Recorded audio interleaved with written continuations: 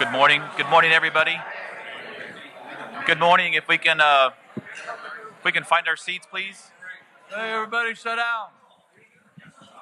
Thank you, Mr. Wheeler. We can find our seats so we can get started, please. All right, probably easier now, but I'm just going to double check. Can you guys hear me in the back? Mr. Zavanda, can you hear me back there? All right.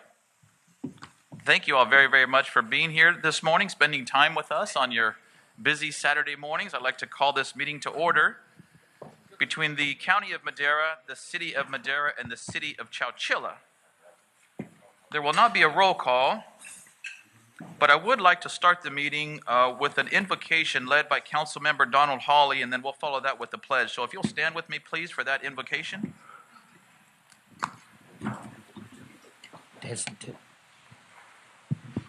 Testing. Can you hear me?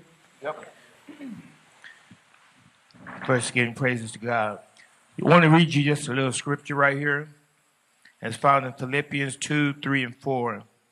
Do nothing out of selfish ambition or vain conceit, but in humility consider others better than yourself. Each of you should look not only to your own interests, but also in the interests of others.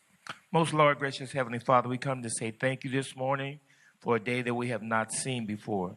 We thank you for all these city officials, elected officials, and those that are in our audience. Go with their families this day, Lord. Go with this meeting as we partake. And Lord, I'm looking for a special prayer this morning for my brother. I know you know all about it, Heavenly Father, but to ease our family's pain, Lord, give us wisdom on high and comfort. Lord, for anyone that is having issues in their families or in themselves, Lord, we ask you that you ease it and take care of it and be your will. So as we continue out this day, Lord, give those traveling grace that came from far and near. In Jesus Christ's name we say amen. Amen. Thank you, Councilman Hawley. The flag is right over here to your left. If you'll address the flag, please.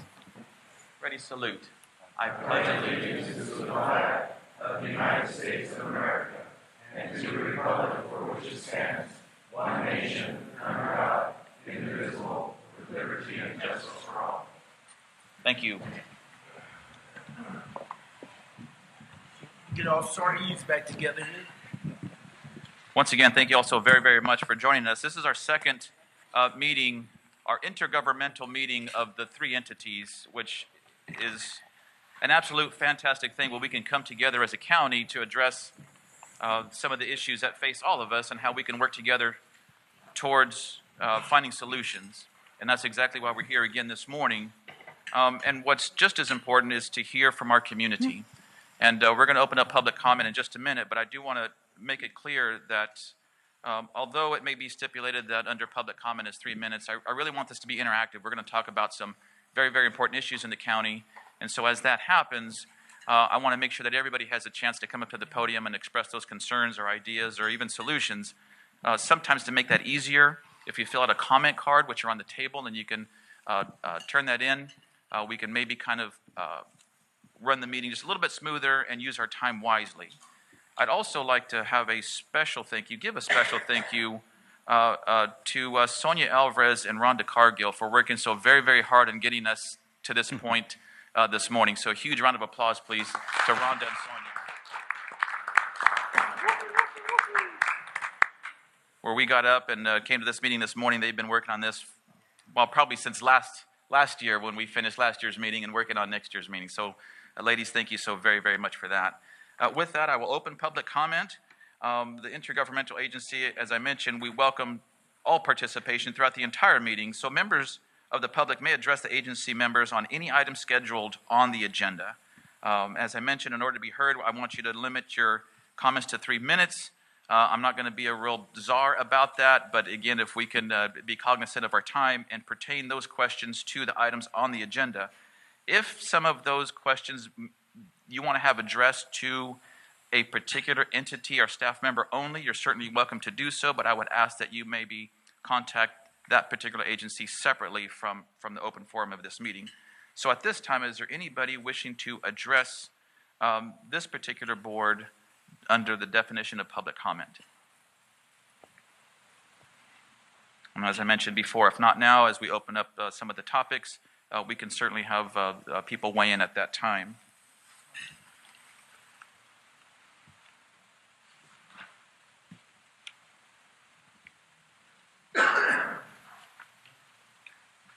I will ask at this time if there's any comments from the board chair of Madera County or the mayor of Chowchilla to chime in at this moment. Mr. Wheeler, chairman of the Madera County Board of Supervisors. Thank you very much, both chairmen of the cities, and thank all of you for being here. Thank you, staff, for taking your Saturday off. I can't thank everybody enough for doing this. We got a request already. So the Mayor Andy said fun solutions. That's very true, but we also got some knockdown, drag-out solutions that we got to all get together to get done. We are one. We are one county, and we must do whatever we can together to make it better for our citizens in Madera County. So I really appreciate doing this here, having these meetings like this.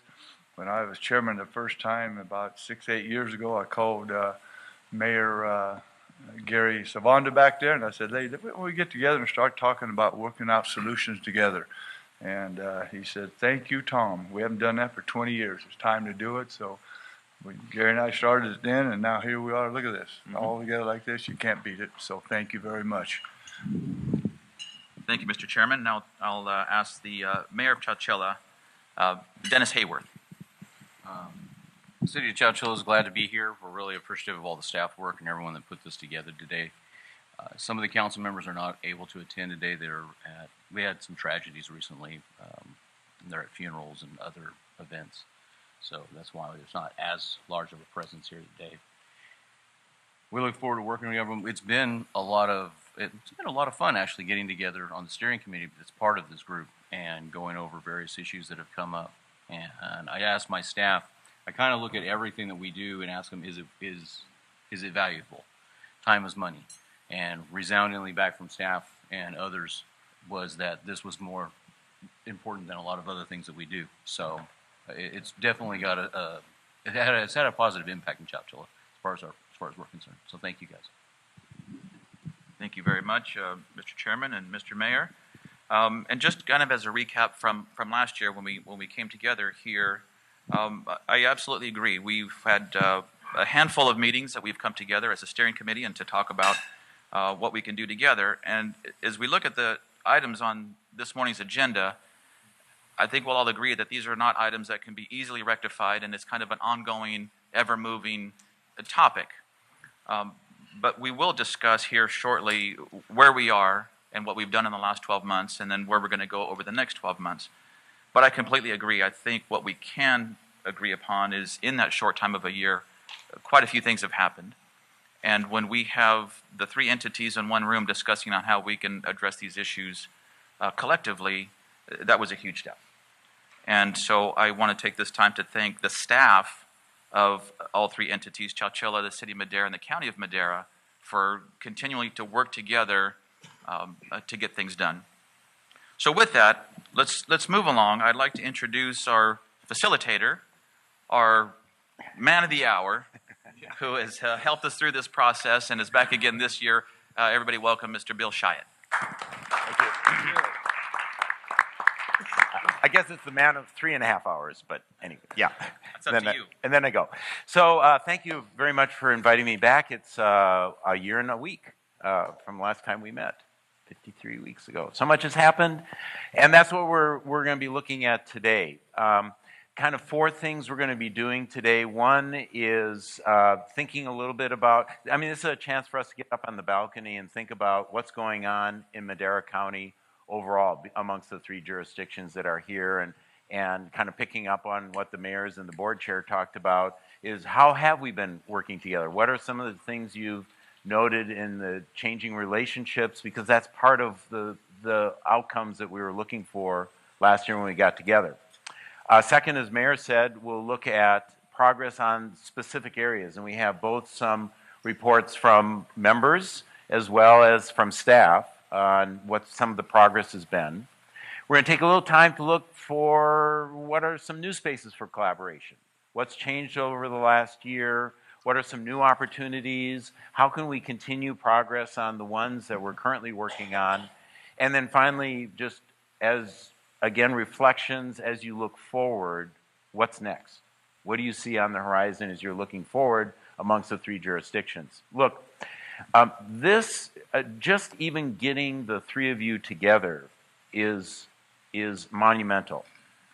I work with all 58 counties, and I think there might be 2 other counties that have attempted regular joint city-county meetings just on where are we going. I mean, a lot of counties meet on transportation issues or something specific, but overall, this is hard work. Our system is not designed for local governments to work well together because of all the way our state is set up, the funding challenges, the authority challenges. It makes it very difficult for councils and boards, let alone school boards and special districts, to work together. So bringing us all together today is an important activity all by itself, never mind some of the great things that have come out of last year and the things that we'll look forward to for this year. You remember the salad dressing? For everyone that was here, remember the bottle of salad dressing? Well, this is shaking up that bottle again. And it's a chance for you to get away from the day-to-day things and be a little bit reflective, as the mayor and chair was saying, of where are we, what's working, what are we proud of, and where do we want to go next. So we'll start with that. Just some general reflections from all the participants, all the council members and the board members on overall, what's your sense of what's happened in the county in the last year in the cooperation and the relationships between the cities and the county? Mayor, you want to? I'll just kind of start. Okay.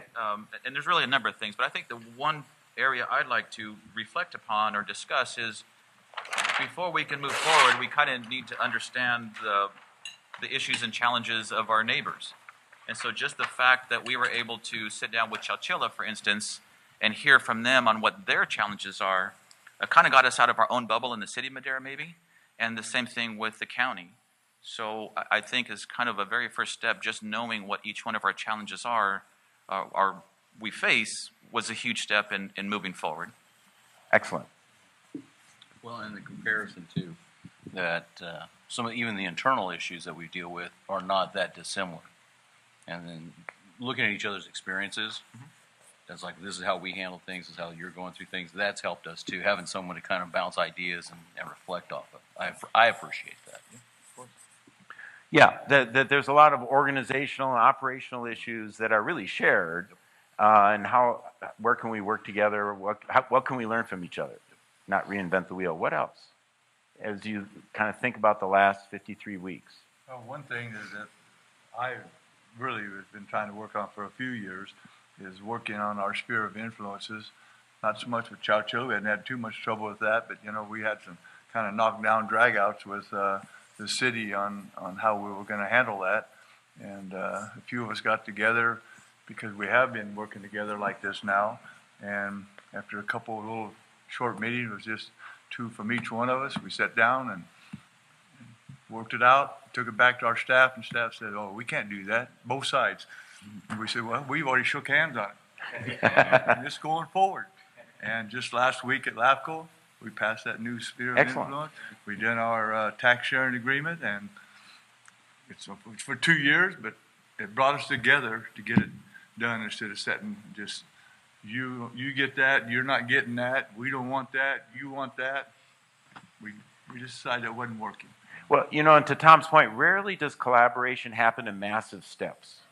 It generally happens in small, incremental steps that move you. Because part of this is building that trust and rebuilding trust. Building trust. And oftentimes that happens in little steps. So you got a 2-year tax sharing agreement. That's great. There's a lot of jurisdictions in California that can't even agree to a one-time tax sharing agreement. So to come up with so now you build on that success, and that's how collaboration works, and that's that mixing of that dressing we talked about last time. Is it takes time, and it takes continued shaking, the continued effort. It just doesn't happen because you hope so. And it may be in all sorts of different venues, like a sphere of influence, or Dave's got something he's going to share. Well, I was thinking, our collaboration, working together, there are important components of that. Our staff does a great job from in all levels collectively, but we as leaders need to set the pace in civility. Without civility, collaboration is not there. It's not going to be there. And it's like having the force of many vectors in physics, the force of many vectors moving in different directions, pulling opposite one another. And unless we come together in a civil manner and interact in a civil manner, those vectors are going to pull away. They're going to be pulling away and not together. And more importantly, in our society, we lack examples of civility. Our political system nationally is broken because of the lack of civility, the lack of I'm not talking about agreement. I'm talking about civility. And the attempt to be an example as a group for our children, for the future, for other people. People need examples, and they don't have them. And if we could just get that component together and show people how we should behave, it would be great. Yeah. The beginning. Well, I mean, you are the community leader. So you said two things that struck me, and maybe others heard some other things. But one is you do provide the leadership for the staff. I mean, the staff, and Tom sort of reflected this even on the mayor, on Andy on the LAFCO, is the staff is going to follow your lead. So if you're talking about the cities and the county talking to each other, then that's what staff's seeing, is that's important. Dave went on and talked about, and this is something that we're having conversations, I've been having these conversations with councils and boards all over the state, is sort of this changing norm of how do we deal with disagreements? How do we disagree in a way that is not disagreeable? How do we use the idea of disagreement as a way to get better ideas, to enrich our ideas, rather than to beat each other up, Brett? So what I sit on the steering committee when everybody gets together, and at the beginning, everyone was still kind of cagey and fostering, but I think over the time there's been a lot more trust.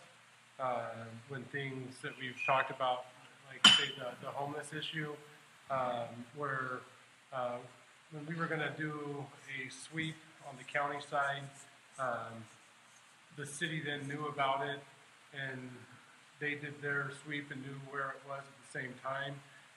And because we went through with it and had communicated it to each other, and both entities put the resources at the same time, we started to trust that, okay, if we're going to do this, it's going to, the other entity is going to do it as well. And so as those meetings have gone on, you find people much more open in them and trusting each other and being much more real in it, and not just trying to posture to win the next round. It doesn't seem like anybody's trying to compete. We're trying to actually work together, and I think that came out of this is that we're not competing on absolutely everything. We're actually truly collaborating with each other and being open and honest about that. Great. Other thoughts? Well, I'd like to piggyback on actually what you just said and also what Tom said. In one of the steering committee meetings, we actually found out that we all had, and it wasn't just the people in the room, because Tom, you reached out to a gentleman in Eastern Madera County, and on the same issue, we all had the same, ultimately wrong impression. Exactly. And it wasn't just us, the elected, it was business people had a inaccurate impression of a particular issue. And so that really opened our eyes about making sure we're communicating, not just going on assumptions. And that was really constructive, I thought. Yeah. And that would not have happened had it not been for that committee, I don't think. I agree. Excellent. Excellent. Max. Yeah, another issue is that the people at the city councils, whether it's South Taylor or the city of Madera County supervisors, they're friends. For instance, the Board of Supervisors, we have 2 people that advance from the city of Madera. So they're friends, they know their background, they talk to each other. So when we have serious issues, they can talk as friends first and then talk to serious issues and sometimes come to a solution without bitter discussions. We know what we're working for. We're all trying to work for the betterment of, in my case, the county, and I'm a city dweller. But also I want the city to do good, and I want the county to do better.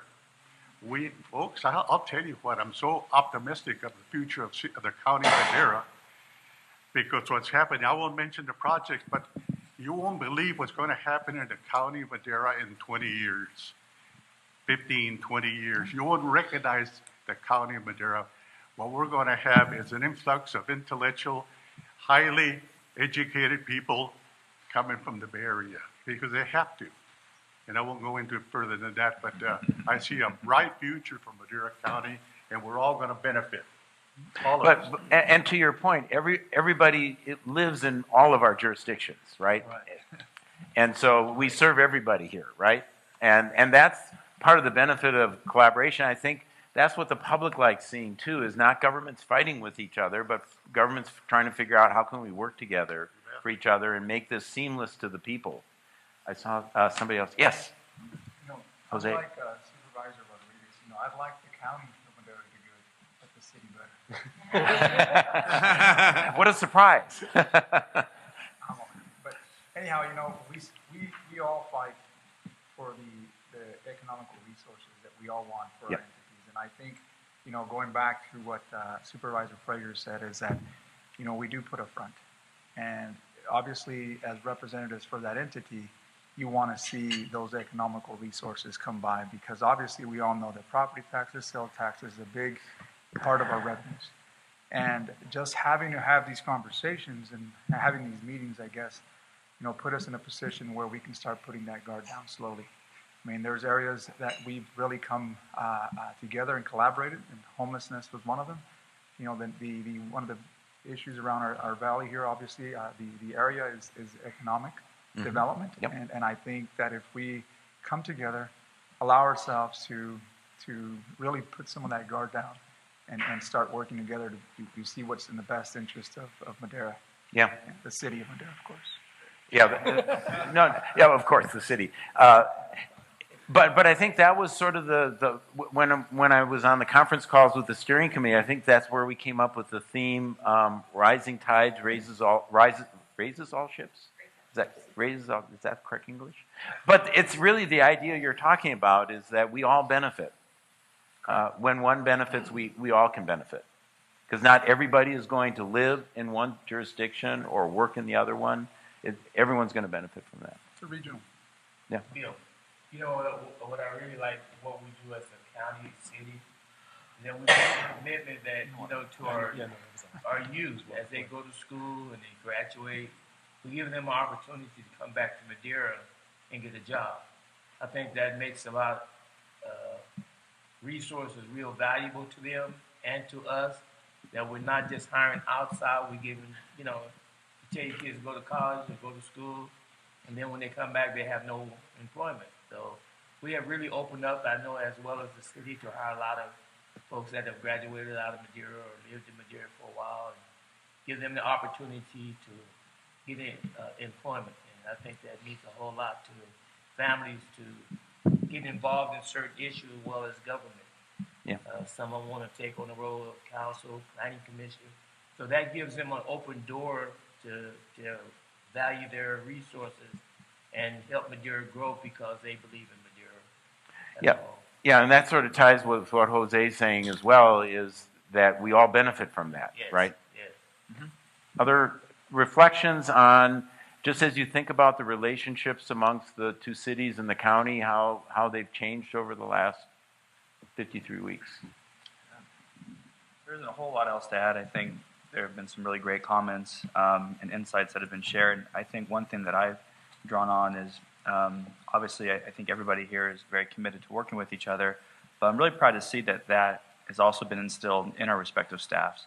There are several different projects and programs, both that we talked about last year that I'd be pleased to report on today, whether it be Pomona Ranch or strides that we've made even in securing contracts regarding animal services, whereas before we never had anything to paper, to affordable housing and submitting comprehensive grant applications to fight after coveted state dollars.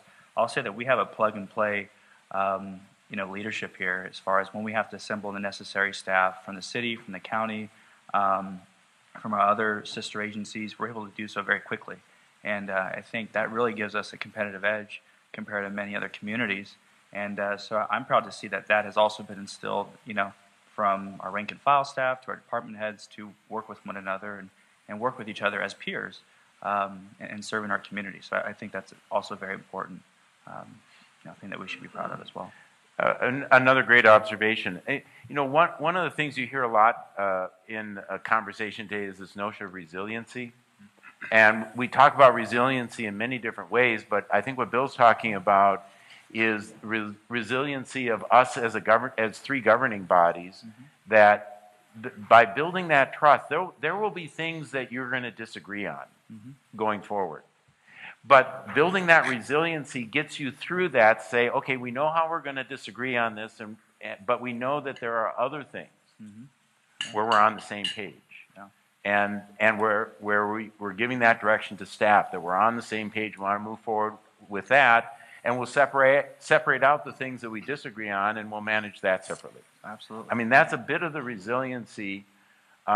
They talk about resiliency in three different ways. One is, and I think some said it earlier, is preparing for something, right? And that's a bit of what we're doing here, is preparing for something. Second piece, though, and I think this gets to what Dave was saying earlier as well, is when something happens, how do we manage that something happens in? And I think that's what you're talking about now. Definitely. And the third piece is then how do we recover from that? Absolutely. And those are the three elements that you provide the leadership on, and I think are really the foundations of what resiliency is. Other thoughts? Cece? They've said everything. I see Council Member John Chavez out there. We should get him up here at the podium as well. We got a spot for you here, John. Trying to be incognito. Anything you want to add? No? You have the floor. Bill, I'm sorry, right here, Mayor Andy Medillin. I apologize. I probably should have done this in the very beginning. I always assume that everybody knows everybody. And I think out of respect for my colleagues and as well as for the audience, if we can just take a quick moment Sure. and maybe give self-introductions, starting with Regina. We'll just go around the room, let everybody know who we are. Thank you, Chairman. Regina Garza, County Counsel for the County of Madera. Ryan Haddock, City Administrator with the City of Chowchilla. Eric Fleming, the Madera County Administrator. Derek Robinson, Madera City Councilman. Will Oliver, City Council Member in Madera.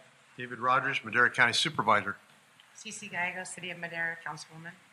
Max Rodriguez, Supervisor, Madera County. Donald Hollies, City Council of Madera. He keeps wanting to get on our page. He's being so collaborative, it's like I'm just city council. I keep telling him it's a great place to live. He won't move from Madera. Dennis here with City Council, current mayor of the City of Chowchilla. Andy Medillin, Mayor of City of Madera. Tom Wheeler, District 5 Supervisor. From where? Mariposa? The better half of the Madera County. The bitter half, I should say. Robert, you opened that up. You know what? Won't even go there. Rob Poitras, Madera County Supervisor. Charles Rigby, City of Madera Councilman. Brett Frazier, father of Brooks Frazier. Yay! Brand new daddy. Woo! He lives in Madera County, District 1. Jose Rodriguez, Madera City Council. Wasim Ahmed, Chowchilla City Council. Steve Frazier, City of Madera City Manager.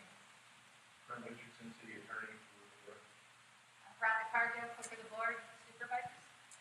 Sonia Alvarez, Madera City Clerk. Thank you very much. Are we the only ones that didn't bring an attorney? I believe so, but we can share ours. Oh, okay. For $200 an hour. We share ours for free. Yeah. In the spirit of collaboration, you'll pay half. Right. You Exactly. take share an agreement. Exactly. We'll get the other half take from cash. We'll get the other half from the county. Again, my apologies, everyone. I should have done that at the very beginning. I don't know if these little name placards do it justice, but Bill, please continue. Oh, thank you, Eddie.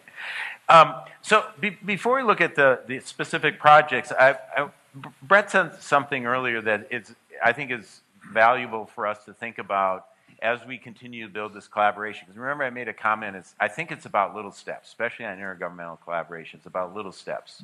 And recognizing that there will be things where we're going to find agreement, and as Will said, there are going to be areas where we're going to find disagreement, but how we handle that is what's important. So all groups go through what you've just described, this forming, storming, norming, and performing. And they pay attention to that. And I think that's why we're here today. Last year we did the forming of just getting us to the same table and being able to start talking to each other. And Brett talked about, that can I say something here? Is it safe, or am I going to get criticized by one of my colleagues on the dais? If I come up with an idea out of left field, am I going to get laughed at, or are the people actually going to pay attention to it? That's what happens, and you probably feel this in any new group you get into, is you're trying to figure out, can I live with these people? Can I trust them? Are we going to be able to do anything? And we can move through that, and we get to the storming stage, which is so well named, because then it's, okay, now I said something, and what happened? Can I trust that what people say is what they'll do? Are they credible? Are they telling me exactly what Brett was talking about? Are they telling me the truth, or are they giving me a story? And paying attention to how we want to move through that. The steering committee has been phenomenal at helping move the full group through that storming phase of what kind of ground rules, how do we want to put things on the agenda, our phone conversations we were having, how can we make this a safe environment for council and board members to talk to each other, and get us into this norming stage where we can have conversations like Tom and Andy were reflecting on about LAFCO, where we can talk about things that 2 years ago we would have sat at the table, we wouldn't have even sat at the table, right? You would have sent emails to each other, and then blocked each other, and then had staff send the emails. Or worse, we would have just kicked it to staff to bring back a report. I know that happens a lot of times. Right, and then that drives them crazy because they don't know what to do. Well, and it's a filter. It's a filter among staff, and it's not a criticism of staff at all, but sometimes when you just bring it up to this level, even on the steering committee group, we can cut through a lot of debate and discussion pretty quick and get down to the nuts and bolts. It really has, in my opinion, given us an avenue to streamline and move the ball down the field a lot faster. To Dennis's point, what staff hears when we've sat down as electeds and talked about it and couldn't come to an agreement, and we kick it to them, what they hear is, well, I'm not going to take that step. So what they've told us is we need to kill this at some level, right? And so then walls go up, and they're protecting the electeds, and it wasn't the electeds that couldn't get it done. It just got lost in committee work, and that's what happens in a lot of that. It's not staff's fault. They just they've been told, they're unclear what to do. They're unclear what to do, and why are they going to? They can't put themselves out there. From what they can tell, we don't want to work together if we couldn't get it accomplished. Is that? Well, what you're talking about is the role of governing bodies to set policy. What's going to be our policy? Because many of our state laws that we operate under are deliberately ambiguous. I mean, some are very clear, and so staff knows exactly what to bring a council, what to bring a board, because it's pretty clear in the law what we're supposed to do in this. But the LAFCO thing is a great example where LAFCO law is deliberately ambiguous. And so there is no one answer, like on a tax sharing agreement, that staff can just say, well, here's what it says to do, because it doesn't say what to do, right? And to Dennis's exact point is you were talking about developing the policy and then telling staff, here, this is what we've agreed to as the policy of how we're going to frame tax sharing for 2 years, it sounds like in this example. And now they can go back and draft the actual agreement, and you can alter it and adjust it as you see the written word, right? But that's really about all of you coming together and saying, this is the policy. And that's really what even Dave was saying about exercising leadership and just setting a policy that says the two cities and the county want to work together on things. You've now crafted some policy that gives staff some direction of what to do. And housing or some of these other issues that we're and they could come back and how to, but now you've set some policy for them on what you want done, because that's your job. That's what you're all elected to do, is to figure out what's best for the people who elected you, and how do you want to frame then, interpret and state law or whatever authority you have, and turn it into some kind of action. Bill, I think it's important to note, I like how you frame that. What our job is to set policy. Our job isn't to do that how-to. We shouldn't be in there telling staff exactly how to do their job or how to get there. We're supposed to set that policy as a board member and not go in and micromanage that day-to-day operation. That's what we have our staff there to do. We set that high-level policy. So I think it's important to know what it is that we're doing on this board. And Rob, you used to say it all the time. That's why I even understood it. I learned it from him on the city council. Was I'm not here to run the city. I'm here to set the policy and the tone and let our staff run the organization. Yeah.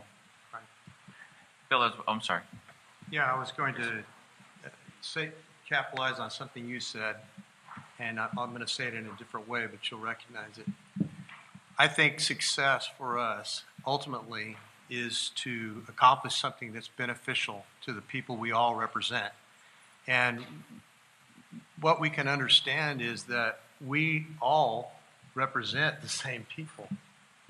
We oversee the government that affects their lives every day, probably closest to them.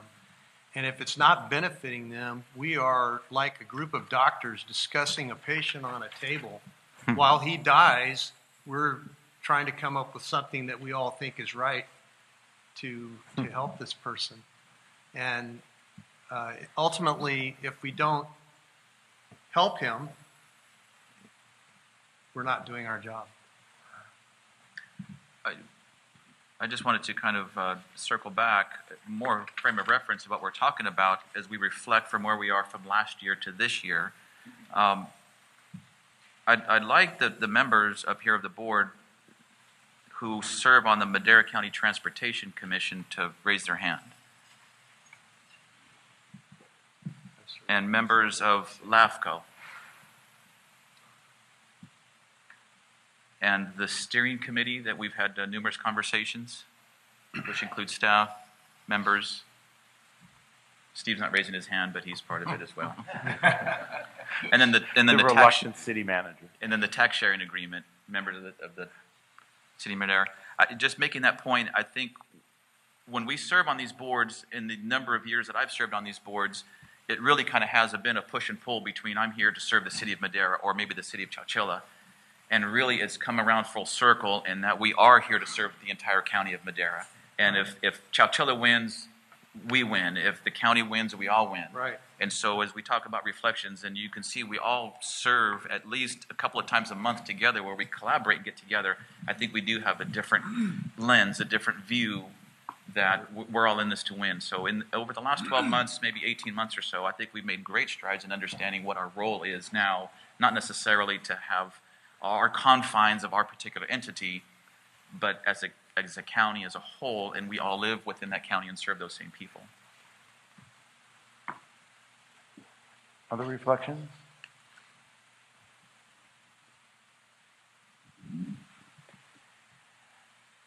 One tool to think about and then let's look at the specific projects that we talked about last year. But one tool to think about, and I think, Dennis, you talked about it at the beginning, of before you jump into interventions, before you just do it, the Nike thing, it's taking time to do the observation and then the interpretation. And it was a great example you gave where all of you had come to a conclusion that when you stepped back and did a little bit more observation, interpretation, realized it was a different answer. Actually, it was almost the reverse of that. We all had our own ideas of what we were getting out of something. And I'm not going to go into detail. Because but we all there's had probably this been a lot of things like right. this. We all right? had our perception of what we were getting out of something that we were all part of. And our impression was that we were all we weren't being taken care of, yet everyone else was. Or that particular group was, but not this particular. It was very much, everyone finally realized we were all kind of in the same boat. We were all kind of equal on this. No one was really ahead of anyone else. There was a lot of just perception there. But breaking down that wall and getting a real clear vision without all this static really opened all of our eyes, I think. And that was the interesting thing, was we had our perceptions of what we were and were not receiving, and projecting that everyone else was getting, or one particular group was getting more. And it's back to that competition thing. Yep. And once we got through the haze of that and realized what was really going on and what everyone was really feeling and seeing, it changed my purview in a big way. Yeah, and you're sort of talking about that performing role where you're, because if you're still in the storming or even the forming, it's hard to listen to anybody else. And Chris Argus calls it the ladder of inference. We get 10,000 messages a day, and we have to sort those, and we tend to sort them based on what our perceptions already are. So we look for things that seem to reaffirm what we already think, and we don't really see the things that are out there that might counteract that. And that's why that observation and interpretation. And the more there's trust amongst you, the more you're able to hear things that somebody said before, but you just didn't hear it because it wasn't part of what you were looking for. But now, as you build the trust and realize that people are bringing things to the table, because it's for the good, for everyone's good, you can start hearing things and maybe see things in a different way. Yeah, and what was really nice about that was we all kind of realized we were in the same boat. Yeah. You know what I mean? It was kind of like, okay, we're all in this little paddle boat together. We all need to paddle the same direction and not sit here and spin around in circles. So let's look at some progress on specific things. And I think the steering committee has identified some key people for each of these. And I think we're going to start with transportation. And I think we wanted to hear from some of the members of the Transportation Commission about what progress has been made, especially on 99 corridor and some of the other things. So Brett's going to kick it off. Yeah, so specifically on that, there was the state, normally they're just so good to us, right? They don't change anything. It's usually, they said something. Which state? Yeah, they said something and then it's just, but they took away our funding, or they told us to come out of the STIP, put it into this transit corridor for the 99 because that's the best way to get it. And then somehow we fell off of that list too, and we didn't get that funding out of that one. And the STIP money that we were supposed to be able to get all of a sudden went to where there was a lot more votes for Prop 6 down in San Bernardino County. Two projects popped up out of nowhere down there.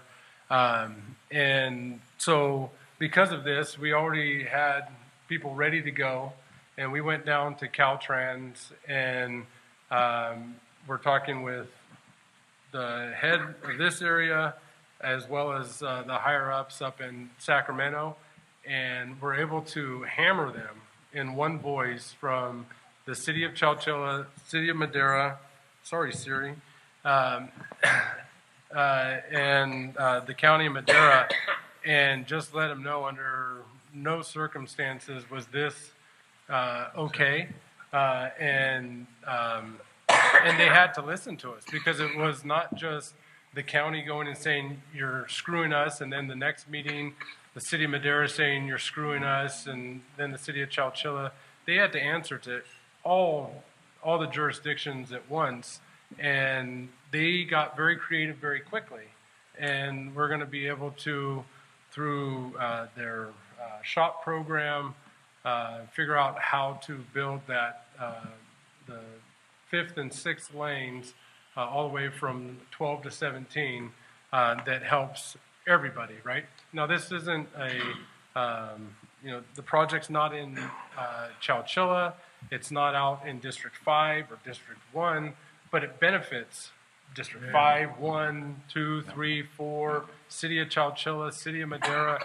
Everybody travels that, and while it isn't within certain jurisdictional boundaries, it benefits their people. And so when we were able to go and say that in one voice, actually something happened. It was powerful, and so now we're going to be able to get that for all of the citizens of Madera County, as well as Fresno County, Merced County, all of the Bay Area that uses it too. So I thought it was Gets to the dream Max was talking about. It does, yeah.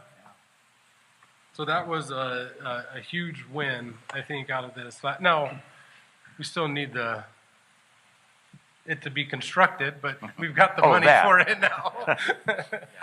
But Brett's point was an important one. We went with one voice because remember at the beginning of the conversation I was saying our system is designed for us to compete with each other, and actually the state oftentimes encourages local governments to compete with each other because then they don't have to deal with you, right? Having worked in state government, we like it when local governments fight with each other.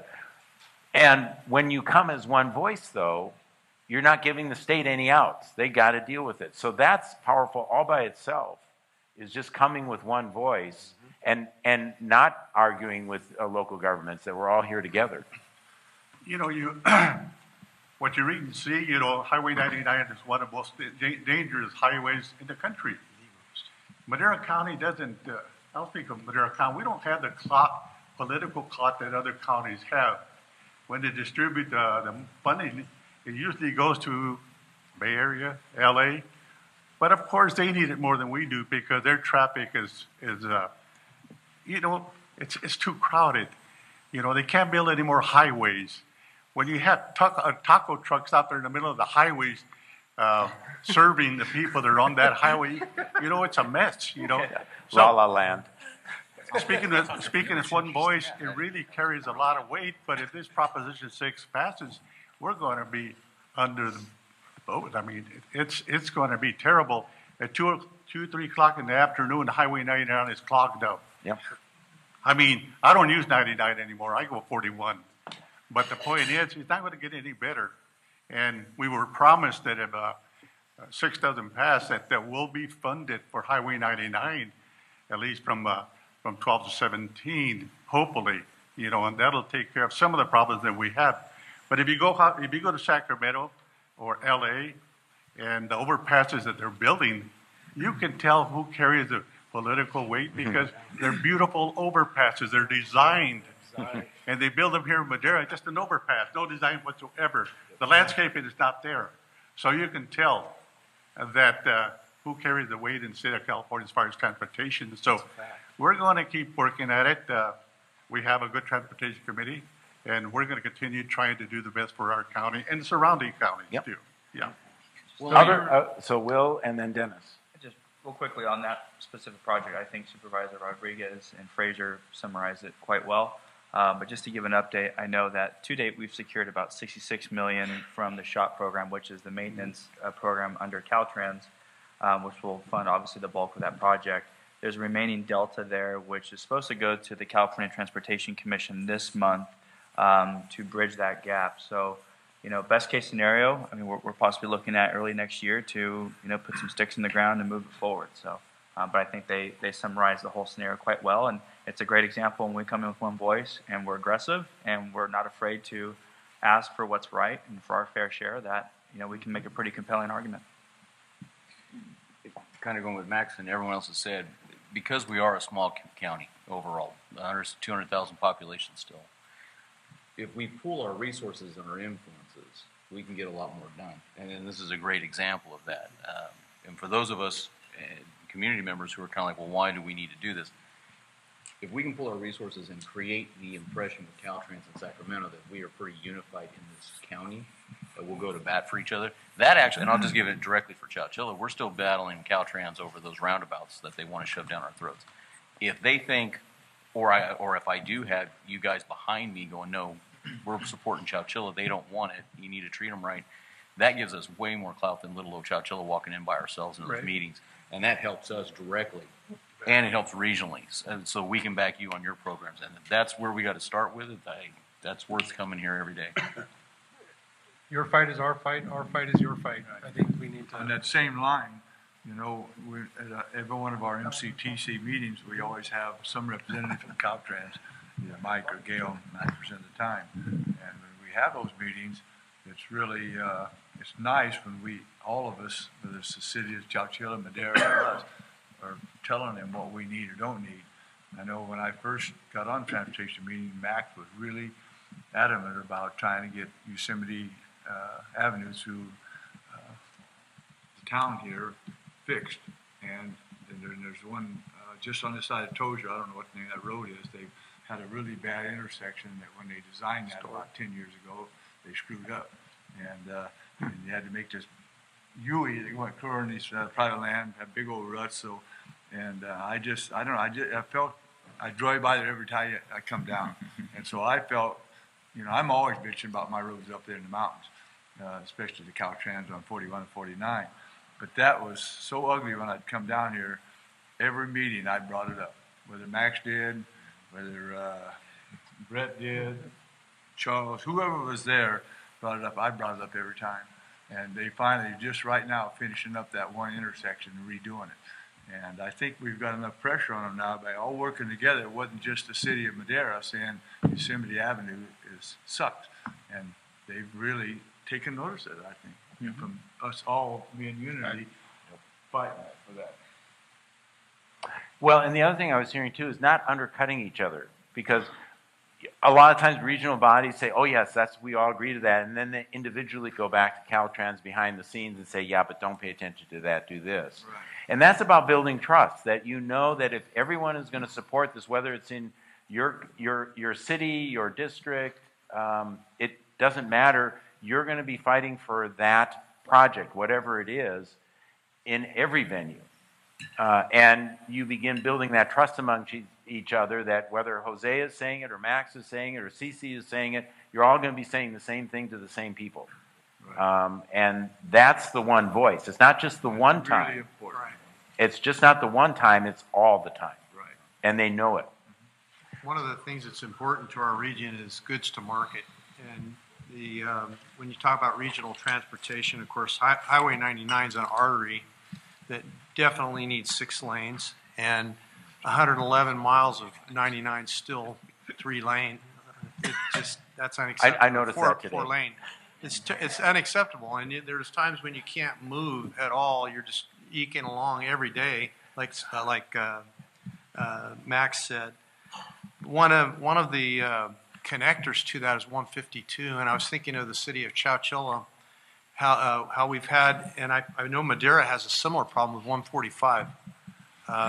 We've always had a problem with Robertson Boulevard being a state highway, and there's no northbound connector for 152 for truck traffic. So they go down Road 16, which creates a problem for the county and the city, and they go through the middle of town, and you've got issues that develop as a result of that. You can't develop that infrastructure that you'd like to do to improve your downtown appearance. And isn't that the same problem with 145? Very similar? Mm-hmm. And these are problems that we need to go to work together on to try and solve. I don't know if we can get a northbound connector for 152. That's a possibility.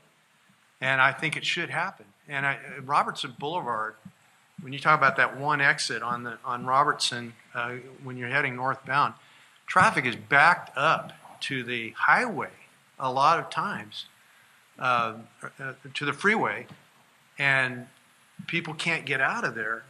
Caltrans needs to look at that. That's a safety issue. The problem is they have looked at it.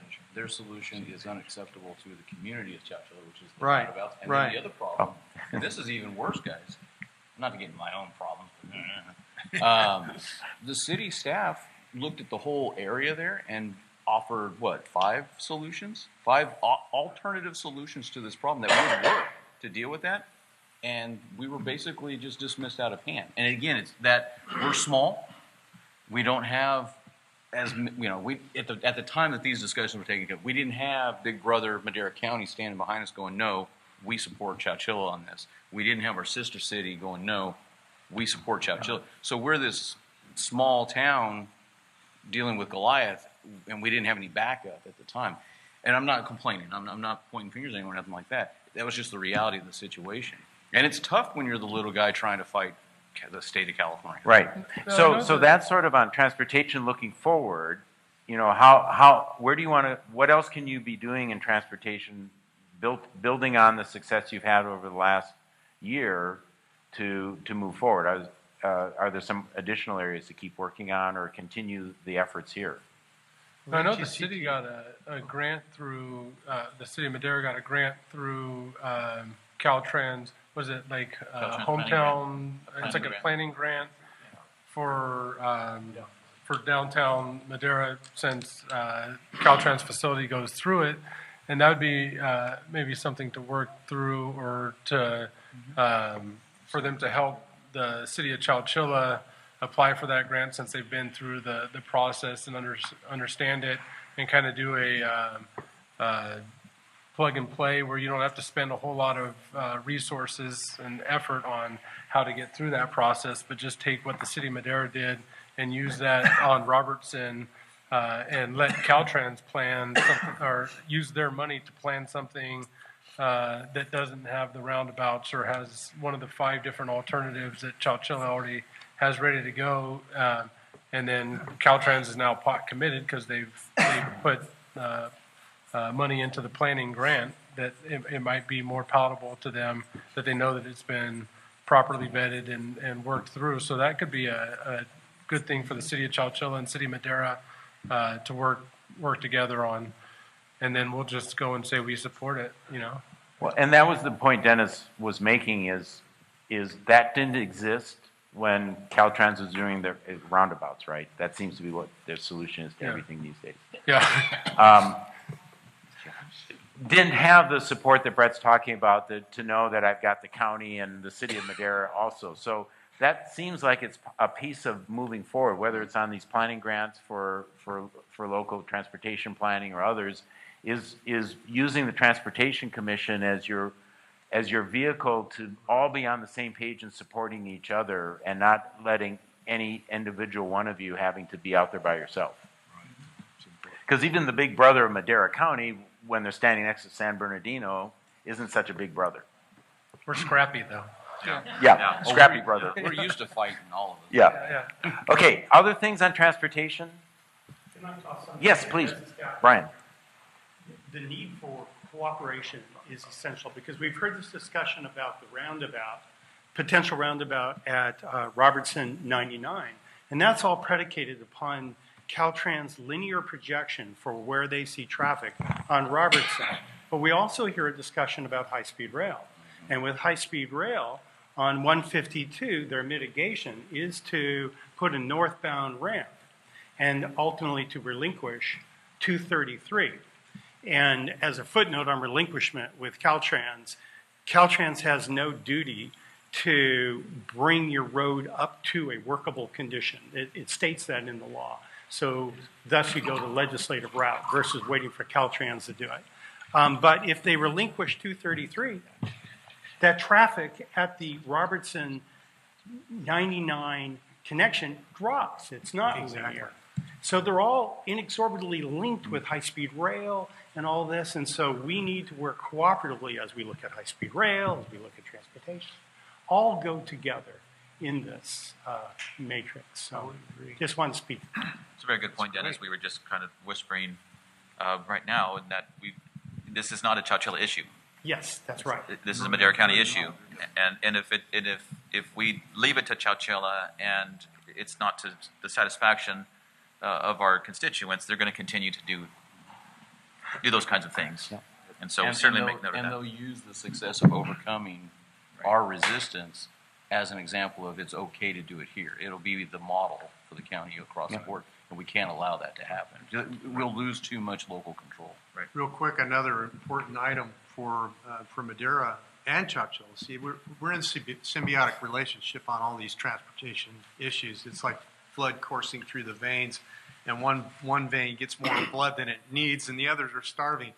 We need a connector to 41 for the county and the cities as well from 99, and that should happen, and we need to go to bat for that.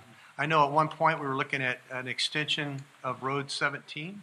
Is that or Avenue 17? I mean, and it's been a concept for some time. So sort of the takeaways is speaking as one voice is going to continue to be important. And to Brian's point, this is sort of like a spider web. When you start messing around with one strand, the whole web moves. So it's recognizing those interconnections and looking for those and supporting each other on those. Let's look at homeless. Oh, sorry.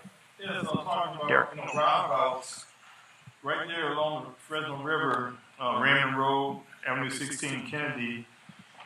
We're in need of a roundabout there because the intersection, you have blind spots, plus you have a need for lighting and sidewalks. You have people coming in from northern ranchos coming down. If you had 17 connected, then they probably take that highway, you know. Yeah.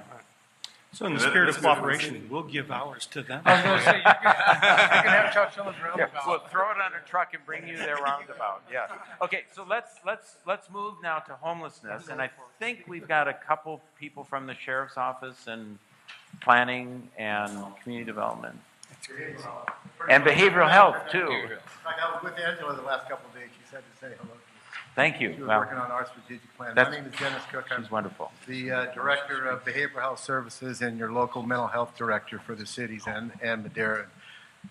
Fortunate to have clinics in most of the cities that are represented here, plus the wonderful community of Oakers. Homelessness. Homelessness is a very complex issue that comes from all kinds of aspects, the reason of homelessness, and it's very hard to define what are the causes of homelessness. In fact, for a lot of communities, they have given up trying to define what causes homelessness and looked at what solutions we can to reduce the amount of homelessness and to figure out how we can treat people more ethically and humanely that are homeless. In Madera County and the different cities, we have a significant amount of homeless people for our population. About a quarter to a third of them are there because they have severe mental health issues, which are the people that I serve every day. And homelessness has become a kind of a real passion and something to look at because I think we can make some strides to reduce it and treat them humanely and ethically. The challenge we've had in this community, I think, is have an organized effort with it. We have still, you know, this is not a put down of our community, but we have still struggled to have someone to be our champion, someone at an executive level to take on the cause, to organize, to bring in the community as well as the business community. As government, we're probably not going to make as big a dent as we could with others, and that's a real challenge, I think, for our community on who is going to be that lightning rod, who is going to come to this group here and be accountable for the opportunities, the successes, the challenges that we have to reduce homelessness, if in fact we want to do that. It sounds like we do at times. Okay, so that's my little political speech, but I'm not running for anything. Except to be a successful father of a teenage girl, and I'm struggling with that. And when I leave here, I have to help her with biology, and I'm just nervous as can be because I don't think I'll be very successful with that this afternoon. A couple of things that are happening then in behavioral health when it comes to homelessness, and I know we're going to talk about a few different things. And first of all, we do not do a good job with it. My department does not. I'll make it very clear with that. As much as I can talk about homelessness, and I've talked in a number of different things throughout the state about homelessness and that. And then I look at what our do that we are challenged with that because it's probably bigger than we can make a dent with. We make little dents every day. We have a couple opportunities coming up as far as housing. One is a huge event called the No Place Like Home, which is going to be a $2 billion bond. It's going to be on the ballot this November to get it out of the court so it can actually get funded then. And Madera County has a chance of anywhere from, I don't know, $6 to $8 million. And when we include tax credits with that through our developers and that, it could double, triple, or quadruple that amount of money for low-income housing. A portion of that will be then for people that are challenged with mental illness, whether it's a parent or a child, and they'll be able to house in there. In order to get that grant funding, it's going to take an effort with the city and the county because we're going to have to look at how are we going to use housing vouchers. And I know those are precious and far and few between with the City Housing Authority. I know Linda quite well, and she knows that I was going to mention this and put the pressure on the city to release some of those so that we can expand this project, because this project could be anywhere from 30 to 60 or more low-income housing units. We're working with an organization called Self-Help Enterprise to be the developer, and we have actually even secured the property. That's my 2 minutes. What proposition is that, Dennis? You know what? I was driving here and I was thinking of that, and I was going, oh, was it 6? Was it 10? What are the commercials? I can't remember. I'll find that and I'll Google it while I'm here. And it might be 2. Is it 2? I mean, there's so many different, and I have all the other ones in my head. What happened is in No Place Like Home is a $2 billion bond that the state is going, and actually what the state is doing is they're taking money from every community, from their mental health services, from Madera. It's going to be $500,000 a year, a significant amount of money that they're taking. They took that money, they're going to secure it and put a bond to then go back to the counties, and then we will compete for it. I think we have a great chance to compete and get a large share of our money back. The difference it's going to be is not going to be for services, it's going to be for bricks and mortars to build the homes, and then we will commit as the Behavioral Health Department to provide mental health services to those people that are in there for the next 20 or 30 years. And we'll do that. That's fine. These are our clients anyway. That's Prop 2. Prop 2? Okay, good. I was a guess, but I started hearing all the different commercials. So just a 1 minute on thinking back, because homelessness was a big part of our conversation a year ago. Yeah. What's changed in the last year? You know, you know, not to discount some projects, because we can all say, well, we did these projects. If you look at the number of homeless people, we have not reduced that. We have taken a few and probably helped them, some very, very low-hanging fruit. And I don't want to minimize what we've done because it was a start. So 2 things. Have we reduced homelessness? Probably not significantly or any at all. Have we helped a couple people? Yes. Are we treating people that are homeless more ethically and humane? And I would say no to those. In my view, I would love to be wrong on that, but for someone that's outreaching. So from the governing board's perspective, there is one thing you could do going forward that the council and the board, councils and the board could do. Yeah. What would be that recommendation? To either select, appoint, or elect someone to be your homelessness person. That is the main person who that is their focus in bringing the community together. Okay. Yeah. So that might be something for you to think about is identifying, hiring, or whatever you do, somebody who's going to work on behalf of all 3 jurisdictions on homelessness. I have a question for you. Okay. A couple questions, and then the sheriff. Do you anticipate a shift in policy away from services delivery to the homeless to you said brick and mortar? So probably housing would be the shift, and that would mean probably a shift in law too, because we would have to create a law making it illegal to camp out to get them into the housing. Maybe supervisor, you can't do that. Your friends at the Ninth Circuit Court just handed out a decision saying, sorry, you can't do that unless you can prove you have beds available. So I'm going to try to keep this under 30 seconds or 90 seconds, so I'll time myself here. Chief Lawson, Chief Civil Deputy Motts, and I know Matt Trieber have some specific things they want to talk to you about. What I would do, you asked what if we could do one thing, is there's a lot of really good things going on here with citizen involvement, like with April and Love Madera, and with our government agencies, but there's a misunderstanding on the part of the public and the way resources are addressed. We need to make sure the resources are going to the people who are going to be responsive.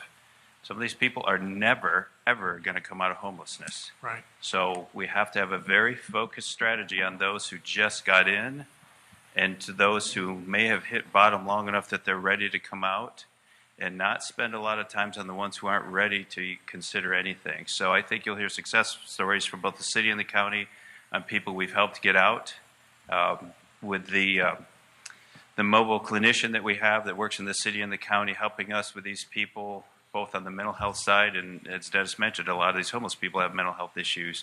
We're doing what we can with the money we have. We just need to make sure that our money is focused on that strata of people that are going to be responsive. And I'll yield my time back to the rest of the folks who have some specific information to give to you. But Ninth Circuit Court just decided that if you cannot verify that you have beds in your jurisdiction, and we've already worked out a methodology with the rescue mission of how to verify that you cannot enforce no camping, no sleeping in public kind of ordinances. Wow. Fortunately, there's probably some other avenues we can go at within the Fresno River, because you're not supposed to be down in there anyways because it's a waterway. But every time local government comes up with an idea to help, some of our friends at the federal level decide that's not the way to go. So thank you. Wow. Catch 22. Thank you, Sheriff Barney. Appreciate it. Well, thank you, council members and Board of Supervisors. My name is Dean Lawson. I'm the Chief of Police, of the City of Madera. And I would like to address that this is awesome what's going on here, okay? And it does tie into the homeless thing. What I will say is you can't put this under one umbrella, okay? Yep, we need housing for homeless, but there's separate issues here as far as addressing the homeless. And to touch on what the sheriff said, the Ninth Circuit absolutely ruled that camping ordinances, for the most part, are deemed cruel and unusual punishment. Okay, but in putting all the minds together and the teamwork that's been created through the different entities, Madera SO, Chowchilla PD, the Rescue Mission, Maddie at CAP MC, this is working, and I'm going to give you an example why. What we did is I looked at. I pulled the ruling, and basically what the ruling says, to deem something that is cruel and unusual and you can't enforce the no camping ordinance is one, if you have a rescue mission or housing for the homeless and it's a forced faith-based institution, then that does not count. Therefore, your no camping ordinance can't be enforced. So I got our legal city attorney involved in this. I contacted the mission, Mike Unger at the mission. I said, hey, how can we attack this? Well, to go against the Ninth was the 11th court, and what they ruled in Joel versus the city of Orlando is as long as it's not a forced faith-based and you have a rescue mission or someplace to house the homeless, and you can assure that there are beds available for the homeless, okay? And so what it comes down to is we have space available for you. We're not going to force religion or anything upon you. We just have a place for you to program, sleep, get a meal, get back out on the street, okay? If that occurs, then you can enforce your no camping ordinance. So what we did is I got a hold of Mike Unger at the mission. And I said, how can we do this, Mike? And I love Mike. He's a great guy, and it's part of this teamwork that we're doing. And what Mike says is, look, at any given time, the first 2 weeks of the month, I'm running at 50% capacity on the male side. I'm running about 30% on the female side. As we get towards the latter weeks of the month, I fill up a little more, but I've never reached capacity. He said maybe from the time that he took over running the mission, they reached capacity twice. So I said, okay, Mike, that's great news. So how can we notify the different entities, the SO, the PD, when you reach capacity. So what we came with, Mike Unger at the mission, they will go and they do a head count. And if they reach capacity, they will automatically call the sheriff's dispatch and the Madera PD dispatch and say, hey, we're at capacity, we're full. That will then activate through our watch commander that we cannot enforce the camping ordinance. So for that night, while he's filled, we will not issue cites or enforce the camping ordinance. If we don't get that call from the mission, we'll enforce the camping ordinance, and we get the homeless either directed to the mission and get treatment, get help, or we'll enforce them and issue a ticket so we can keep it under control. So the 9th did kind of throw a curveball at us, okay? But we took steps, and we're working around it, we're working with it, and we'll keep enforcing the camping ordinance as long as we have beds at the mission. Now, if you have an entity that does not have a rescue mission or beds for the homeless to stay, your camping ordinance is no good. You can't enforce it at all. And then you're going to end up like San Francisco or San Diego. So that's what it is. Also, the great things that are going, and I will say this, when I said there's different homeless and problems that we solve and take care of, the boots on the ground, we're being effective. The City of Chowchilla, Madera SO, PD, CAPMC, our partnerships, the health department, we're being effective with the homeless problem. Are we going to solve it? Not unless we work together. And if we came up with some type of magic pill to do this, I don't think we'd be here. We'd probably be in Washington, D.C. or something. But we're working on it. We're taking care of business. Councilmember Oliver, all of our local partners here, we've also reached out to Fresno and the consortium of the homeless in Fresno, and we're working with them because it's a regional, it's a statewide issue. It's not local, okay? And there's $11 million grant for the Fresno Madera Continuum that we're working on. We're coming up with programs, so the future is bright. The future is bright, and it's going to get better. And because of the teamwork and the vision that you guys and the mission that you have set here, keep it up because it's working and it's enabled us to do what we're doing just with this issue with the homeless. And real quick, because I tried to push for an hour to speak, but Clement wouldn't let me. One example of teamwork is what we're doing, and it's getting help and program and getting the information out to the homeless. And we passed. I reached out and asked Maddie, hey, can you put something together for us? And I'll give you this example, this flyer that CAPMC has created that Madera PD and I'm sure the SO will be handing these out to the homeless. And you go through this, man, there's every program that is available in the city or the county for the homeless, and everyone will get one of these flyers. Not just, forget the citation. It's about help. And if you want help and you want to stop being homeless, Madera County, we're going to do it for you, okay? It's your choice. But like the sheriff said, there's different levels of homeless. There's some homeless that just want to be homeless, okay? And we need to understand that. There's some that just love that lifestyle and they want to shoot their drugs. They don't want to follow rules. But things are working. They're going to get better. And these partnerships, thank you, because it makes my job easier.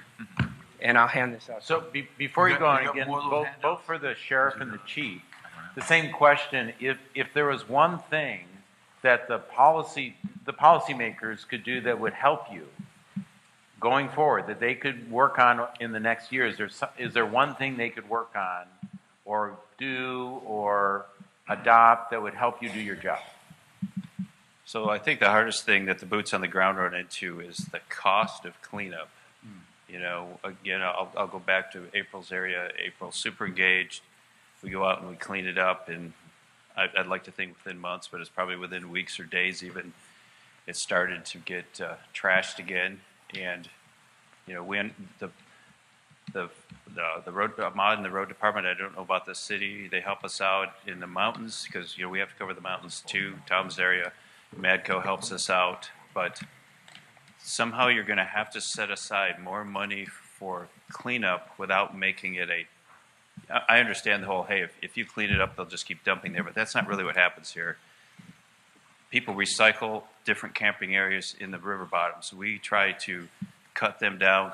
It has which is a whole nother dance on the legal razor, right, with Fish and Wildlife. But they've been very, very helpful because they understand the problem. But it's not in my budget. It's not in Ahmad's budget. It's not in Matt's budget. It's not in Dennis's budget to clean this up.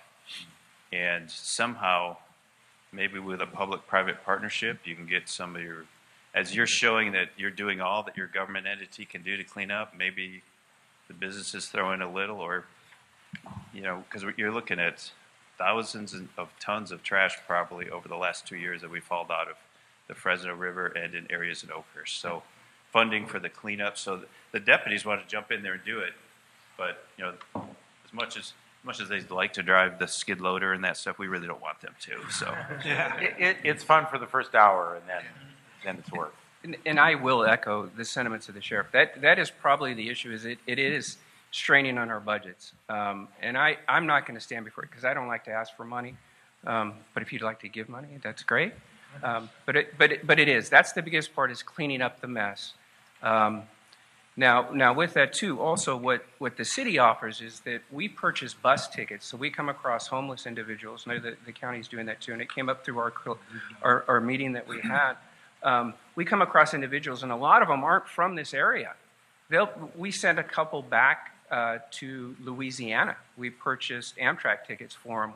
We've purchased bus tickets to have them reunite with their families in Monterey. So we have that program too. There's so many programs, and it does come down to a funding issue. But you have funding issues everywhere. It's what we want to do. So Hey, Dino, have you got more of those handouts? I'm sorry? You got enough of those handouts? You know, it's a prototype Maddie brought for me. I have one. I'll hand it out so that everyone can see it. But this is great stuff. Absolutely. Thanks. And then just for clarification, after this comment, I have 2 cards from the public I want to recognize. So after this one, I will recognize the 2 speakers who sent a card in. And so right before, on the public-private partnership in terms of the cleanup with our trash haulers, I know that there's some cleanup events every year, like curbside pickup. Yeah. Could we time some of those with that, where they pick up the camps that have been taken down? I don't know, maybe be an option to work with our trash haulers that have the contracts. It's an idea, Supervisor. I know that I'm working closely with April Molina. We're trying to develop a sort of an adopt a river type program, as you see across the highways. Adopt a highway where corporations will come in and they'll sponsor the money to adopt that mile or 2 miles, whatever it might be. So that's one area though that we should be able to look into. Something maybe we can talk to the capital costs about. And maybe if they want to adopt a certain portion of that, we could utilize those days. Morning. Chief Civil Deputy Michael Motson with the Madera County Sheriff's Office Civil Division. I've been tasked in our department with the homeless encampment details and outreach program that we have in place. A couple of things that I'd like to make comments about in regards to some of the comments that were made prior to me coming up here. In the funding issue and the cleanup, the sheriff had mentioned something in regards to our role as law enforcement agency and what we do out there with the boots on the ground, because that's what we are in our division. We're the ones that are out there doing it, is the cleanup efforts. And it's not really necessarily our position that we would be responsible for the cleanup. But I will tell you that if the cleanup is done, then there's a less chance that those people are going to come back to that same area. For whatever reason, if you don't clean it up or if it doesn't get cleaned up, they come right back and they make the sites even bigger and more trash, more garbage, more biohazard stuff going on down there. And I say down there, up there in the mountains too, and as well as Chowchilla. So we've put together kind of a program that we've been working through in regards to those type of cleanup efforts with the cooperation of the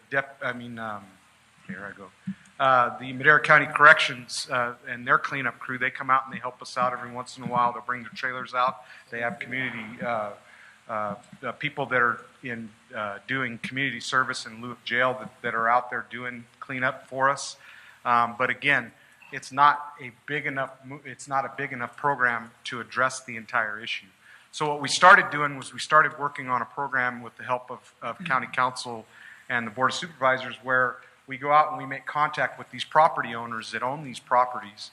For example, I'll give you an example of a process that we did in Chowchilla at a dairy. Huge dairy that's out there in Chowchilla. The gentleman owns the dairy that's out there. He had a huge issue with homeless encampments along the slough on his side of the property. So again, with the help of County Council, we put together this program where if they follow the procedures in regards to what it pertains to the trespassing laws, that if they post signs and we make notifications, that if these people don't leave, we give them a notice that says, okay, basically in a nutshell, that if any property is left behind after a certain amount of time, we're going to deem it to be abandoned property, and it's going to be disposed of. And what ended up happening in this situation was we did post the notices. The property owner spent a substantial amount of money and posted some signs along the property line, basically saying that you're trespassing, there's no trespassing, there's no camping, all this other stuff that's specific to that code in regards to the size of the sign, the letters, and whatnot. And after that was done and that timeline expired, he even took another step further and actually had his workers go out there and say, hey, we're coming out here at 6 o'clock in the morning to do a cleanup. If you guys if your stuff is still here, he gave them that second and that third and that fourth opportunity. If your stuff's still here, we're going to clean it up. 6 o'clock the following morning, he cleaned it up. He actually cleaned up some of the brush that was in the area, as long as he didn't cut down any major trees or anything like that, cleaned the brush up, and he hasn't had a problem since then. So with that's a success story in my opinion. I've been kind of using that throughout the county in different areas where I can make contact with property owners. Sometimes, especially in the mountain areas, we have absent property owners. They're investors that buy property and it sits vacant. So code enforcement, another team that we're working with, helps us out with that program and going out and getting a hold of these property owners, sending them notices, and even including sending them citations that basically say that you need to clean this stuff up. If you don't clean it up, we're going to give you a citation. A couple things, another success story that we had where we had a problem along Avenue 16 and Road 26 area along the canal bank. We had a huge encampment over there in that area. And with the help of code enforcement, myself, and Department of Corrections, we were able to get that addressed. And in fact, you know, just by showing that we were involved and we weren't going away, we kept making contact with these people and basically saying, hey, you know what, we're not here to scare you away. We're just trying to tell you that eventually there's going to be steps of progression to where up into including we're going to start giving you citations, including, you know, trespassing and those kind of things. What ended up happening in that case was the homeowner, the property owner, and the people that set up the camp there all worked together and got the place cleared out. So it's, I don't think, in my opinion, that it will ever be 100%, but we are making progress. I do agree that we do need some sort of funding to help with that effort as far as the cleanup process goes. And then the other thing is just the community involvement, like Love Madera and those kind of organizations like we have up in the mountains. What is it? What's the organization we have up in the mountains? Something about the mountains or something like that. But they're a great program. They actually got a private vendor to come in and help us clean up an area behind the Chevron gas station off of Highway 41 in Oakhurst. That was a huge mess up there. And those private vendor came in, donated their time, donated their efforts, and hauled all the stuff away. And we haven't had them come back.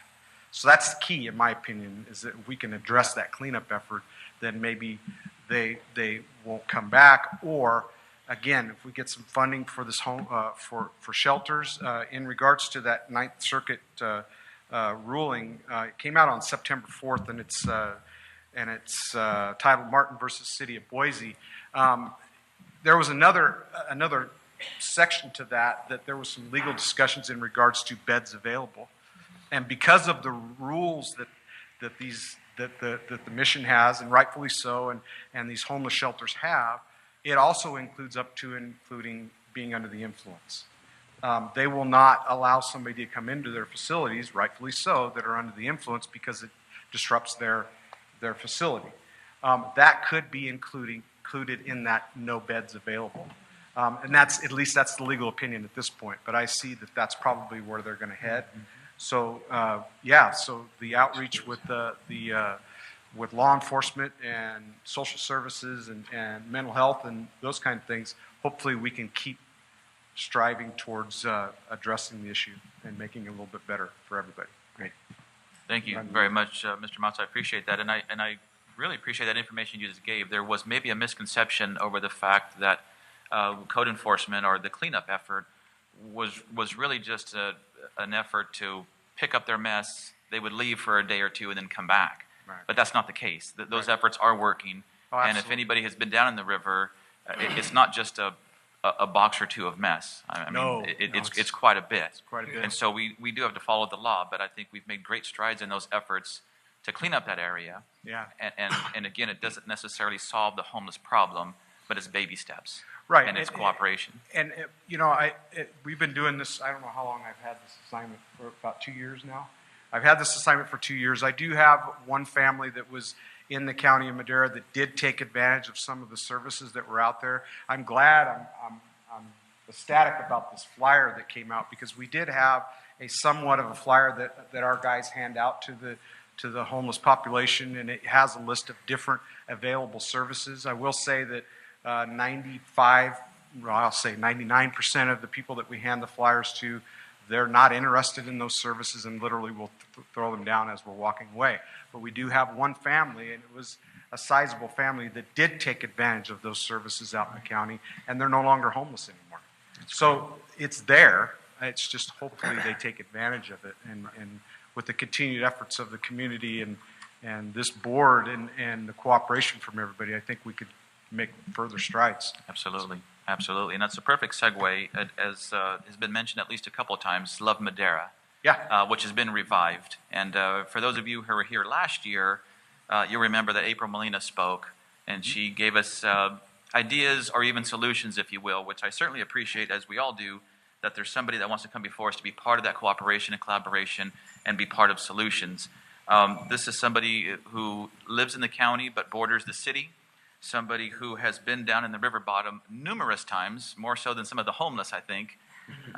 But I think the biggest key is bringing awareness is our first step. We've talked about CAPMC and Maddie Mendez and Elizabeth Weisner do a fantastic job with point and time count, finding out, first of all, just how many homeless do we have in Madera County. And I want to thank the efforts of Councilman Oliver and Councilman Rigby for going out and beating the bushes to get more volunteers to actually go out in the evenings and in the wee hours to count the homeless. That has been huge. Again, the first step in recognizing just who is homeless and why they are homeless. But back to April, I want to give her the proper introduction because she's been absolutely fantastic in that effort in wanting to cooperate and collaborate. And so without further ado, April has written a card and would like to speak on this particular subject. So, April. Good morning. Good morning. I'm April Molina. I live in the county, work in the county, have lived in Madera for, I'm 38 years. So I first want to thank each and every one of you for letting me come back and say my piece once again, this time on a lighter note. I don't know if Council Member Oliver knows this, but it was actually his words on volunteerism at the Vision 2025 meeting that sparked the resurrection of Love Madera. Thank you, Will. Thank you, Will. He probably doesn't even remember what he said, and that's okay.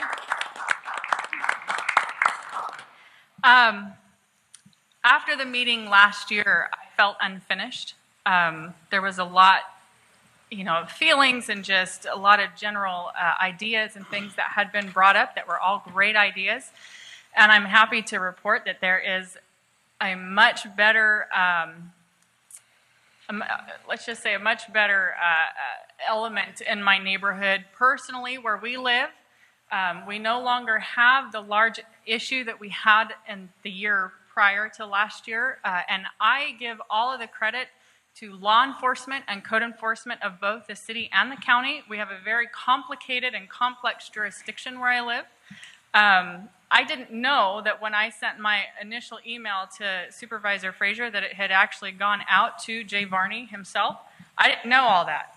And so when I showed up at the next meeting and I met Commander Pogue, and he's like, oh yeah, I got that email. I'm like, what are you talking about? You got my email. I sent it to that guy.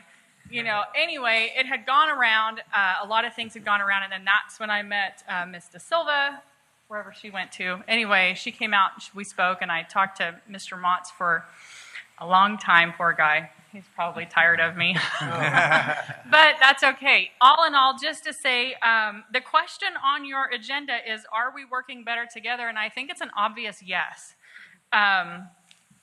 In my neighborhood alone, there has been a dramatic change in just the homeless situation itself. I was encouraged by this meeting, and then after this meeting, I was invited to come to the Vision 2025 meeting. But not only that, I got an email at 3:09 a.m. I'll never forget the timestamp from Mr. Eric Fleming inviting me to another meeting. And so, you know, administrators don't just work 8 to 5, I found out. Right.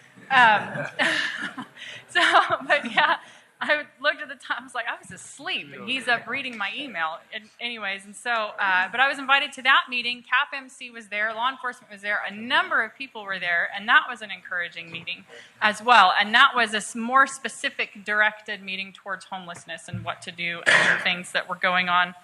I joined the point in time count myself. Here's the kick. I got a text from DJ Becker one day saying, you know, save your energy for the point in time count. I'm like, what is the point in time count? What does that even mean? So she told me what it was. And I was like, yeah, if it'll help, I'm totally there. So I went, and not only did I go, but according to the numbers, it was a record amount of volunteers.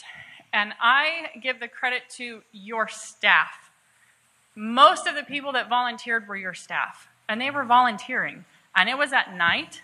It was cold. It was January. It was in the dark. We had to go out with flashlights and these ugly, reflective head things. And anyway, it was wonderful. But I found out that day, those 3 days that we did, I only was able to do 2 because I had to work.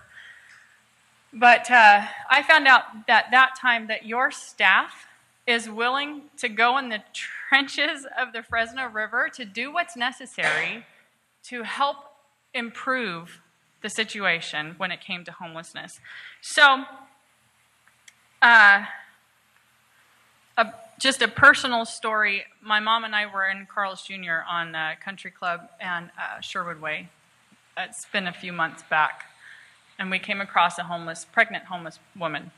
She said she was 24. I panicked. I didn't know what to do, because now all of a sudden I'm in a new element. I'm not chasing people off my property anymore. You know, I'm not angry anymore, because things were actually rolling.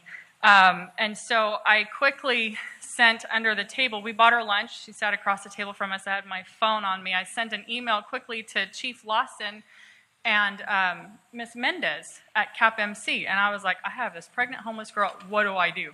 I didn't know what to do. And so I got an email back from Maddie saying, you know, see if you can get her name, her contact information. If she has, you know, get her location. We can go out and reach out to her, that kind of thing. Within minutes, and I mean minutes, I had a call from Lieutenant Dan Foss. Chief Lawson had received my email almost instantly and had Lieutenant Foss call me. He's the chairperson for the Olive Foundation, which reaches out to homeless prostitutes and women. And so I took the call outside, took his instructions and Miss Mendez's instructions, and we reached out to this girl. We got her name, we got her phone number. I took her back to her encampment physically in my car, so I knew where she was, gave everybody her location. Now, granted, she is still there. I don't know that she's at that specific location, but I know she's still homeless. But I know that law enforcement and CAPMC both reached out to her, because they both contacted me back and said, we've been in contact, we've been in connection. And it's her choice to be out there, like the sheriff was saying. However, the city and the county are doing a lot. Now, here's my advice, and you can write this down. Educate the public. And I know that you don't want to wear your good deeds on your sleeves, and I get that. I understand that. But the public needs to be aware of what the cities and the county is doing. Because if the public isn't aware, they can't give to the proper locations. They can't give to CAPMC. They can't give to the rescue mission if they don't know that they're in need. And they need to know, because when they come across somebody, they know where to send them or take them or get a taxi or an Uber or whatever, just so that they have something that they can do, because everybody wants to give. Madera is very generous, but they need to be generous in the right way. And so that is my, I am just excited that things have changed in the last year and have changed for the better. And I thank you all for that. Thank you. Thank you.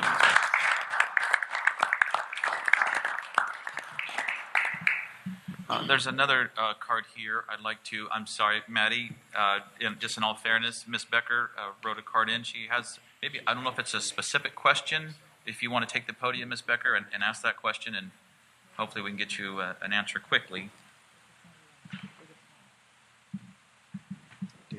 Morning. Good morning. DJ Becker, the Madera Tribune. Just following on that note, there's been such great progress. There's no homeless visible in the rivers or under the bridges, and a lot of people are wondering what's happened to them and where they've gone.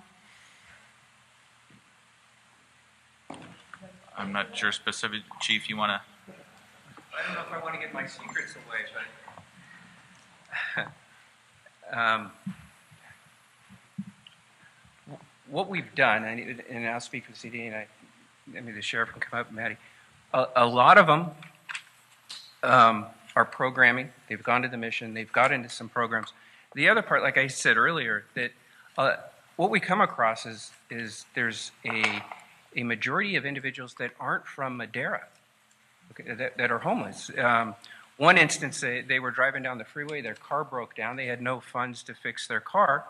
They went right into the river.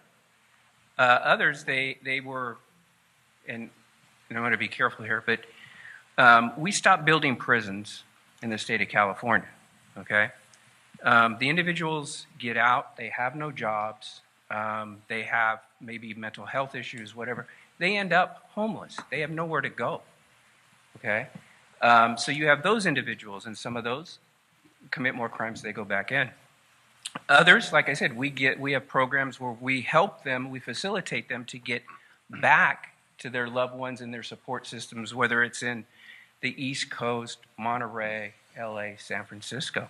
So that's where a lot of them go. And then Maddie, CAPMC, those guys are awesome, code enforcement. They go out and they find what the issues are, get these people into programs. Like I said, what you'll end up with is you do have a small section of the homeless that just want to be homeless. But the rest of the people just need some help. They just need a hand. They need direction. And so that's what's going on. We're finding programs for them. We're getting them back to their support systems. And then some of them go back to jail. We help them go back to jail. So. Thank you, Chief, for that. And at this time, as was mentioned, we talked a lot about Love Madera. We talked a lot about Maddie. And we just say Maddie because everybody knows Maddie Mendez from CAPMC. But a dear friend to all of us, and is the type of person that if you called, and this isn't just a Monday through Friday, 8 to 5 kind of thing, it includes evenings and weekends. So much so she wasn't an original resident in Madera, but felt that it was necessary to move to Madera, which she did years ago.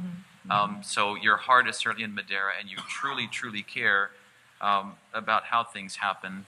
And want to be part of the solution as well. So I personally want to thank you, to be that 24/7 assistance and help in the county of Madera to an issue that is very, very difficult, but the role that you've taken on, and you've taken on with pride. So with that, Maddie Mendez, CAPMC.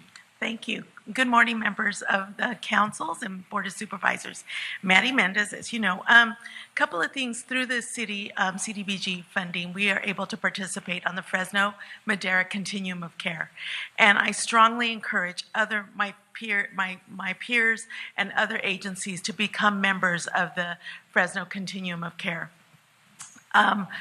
So we do the point in time count, and that is great, but then what happens afterwards? And so listening, but one of the focal points that we have in Madera that I don't think that any other county has, as well as we do, is the faith-based. I'm talking the Madera Ministerial Association. And the faith-based in our community, they are the ones that go ins and outs and introduce themselves and then provide resources or give me a call. They are engaged. And I think that when we think about who's going to head this up, we place God first. And I don't mean that as a Catholic. I mean that God first. Treat the homeless with dignity and respect. And maybe there is a nonprofit, strong agency that was willing to take this on. But the other thing CAPMC has done, and I want to give credit because when I pick up the phone and I call Deborah and I said, I've got a homeless family in Chowchilla. I've got to help Chief Revere right now. She connects me to the people. So we are engaged. It takes a phone call and we're together and working the problem to find a solution. We applied for ESG grants. Through the continuum, there's outreach workers, and they're stationed in Fresno. Once in a while, once a month, they come out to Madera, and they will do connections with the homeless. That's not good enough. So what we did was we applied for emergency solutions grant funding, and our board, CAPMC, approved the application. So we're going to be able to hire outreach workers, case workers through that funding, so we can collect the data, enter it in HMIS, place the VI SPDAT priority for placement of housing, and go through the MAP system. That's what we need. We need more Madera hands on the ground, not from Fresno. This is Madera issue, and we need to address it. So we're hoping that that funding is approved, but that grant required a dollar per dollar match. That is very difficult for CAPMC to come up with. So it was through our behavioral health and our housing authority that assisted us with that match in order for us to apply. You know Elizabeth Weisner. This is near and dear to her heart. If she's not at my door, she's calling me. We got to do something. But the reason for this was to somehow help the officers to be able to share, but again, put Love Madera, letting our community know about Love Madera, and you will see the Ministerial Association is front and center. It's not about connecting them and getting them to CAPMC, it's getting them the resources that they need. And it was Pastor Mike, who is a chaplain from Madera PD, who said, I took your resource guide, I tore it apart, and I gave it to the officers, and I thought, oh, that's not good. I said, they need something concrete. So the middle is a map. I know there's other programs that could do better, but it's where the symbols, where are they located, so if they had to walk there, they know how close it would be. And Mayor, I promise, Chowchilla's next. Chowchilla's flyer's next. Because that's the first thing Elizabeth said. Okay, you've got the city of Madera, where's Chowchilla? I go, give me a minute. Well, and honestly, that's the challenge we face, and you know this, is that we don't have in Chowchilla, we don't have the resources that Madera does. We don't have a mission and those types of things. But what I will say, and this was kind of a neat thing, it was a bad thing that turned into a good thing, is when we had to close down Star Motel. And what happened there was we actually had the residents call the city code enforcement, because when they would turn the light switch on, sparks would come out. This is bad. Okay, this is slumlord. I mean, you could do a movie about it. It was so ugly. And our staff got in there. They shut it down, but that displaced all the people that were there. And these were very poor people. We had one gentleman in like stage 4 cancer. Mm-hmm. I mean, it was bad. It was bad. And these were families as well. Talked with Brian, talked with other staff members, told them, get a hold of Maddie, get a hold of CAPMC. Don't know what they can do to help, but they're going to know who can help. And Maddie did. She guided us. She got the right people in there. In the middle of all this going on, attorneys from CRLA showed up looking to sue us. I mean, quite honestly, that's what they do. But because we worked with all of our partners and we had brought to bear what we had available to us, they shook our hands and left. And that doesn't happen very often with an organization like that. But they said, wasn't it? They said, you've done everything we would expect you to do. Yeah. So thank you again to Maddie. But even from that, that's a lesson to learn for other jurisdictions, that when you run into these situations with your code enforcement, we have really good and knowledgeable resources to draw upon. We just need to work together on it so that we don't end up in bad situations. We end up, the gentleman with cancer, we ended up found a hospice, which was far better than living in this horrible hotel. From there, our code enforcement has actually gone so far. We're now foreclosing, I believe. Yeah, it's in lien foreclosure, and we're working on raising the structure and putting in affordable housing there. Yes. So we took a horrible negative situation, dealt with the victims of it, which were the residents there, and then now we're actually going to be foreclosing on it, unfortunately, destroying it, and then hopefully building affordable housing, which will help our low-income folks. You know, on that line, Dennis, and you were talking to me about that dollars the other day. Can we use any of that money for something in a city like that? Or I know there's some money we have, but we can't do something up there.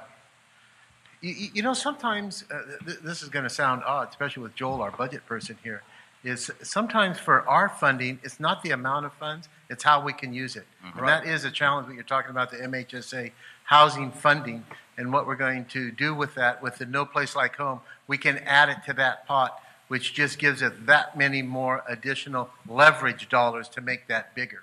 Because we're hoping to get, how tax credits work, either you get 4 to 1 or you get 9 to 1 on your dollar. So we use it for that way. And it should be a dramatic effect for it.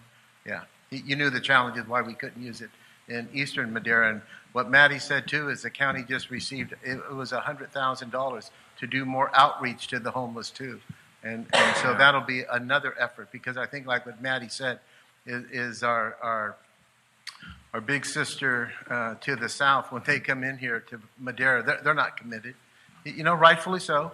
You know, we need our own people here working to get the people into wherever they can possibly go if they elect to. Yeah. I just wanted to bring that up because, you know, we have a hard time finding some properties up there. And he said, what would you think about using that money elsewhere? And I said, well, we could do. And then you just said that. I just thought that would be, if we could do that in partnership with that.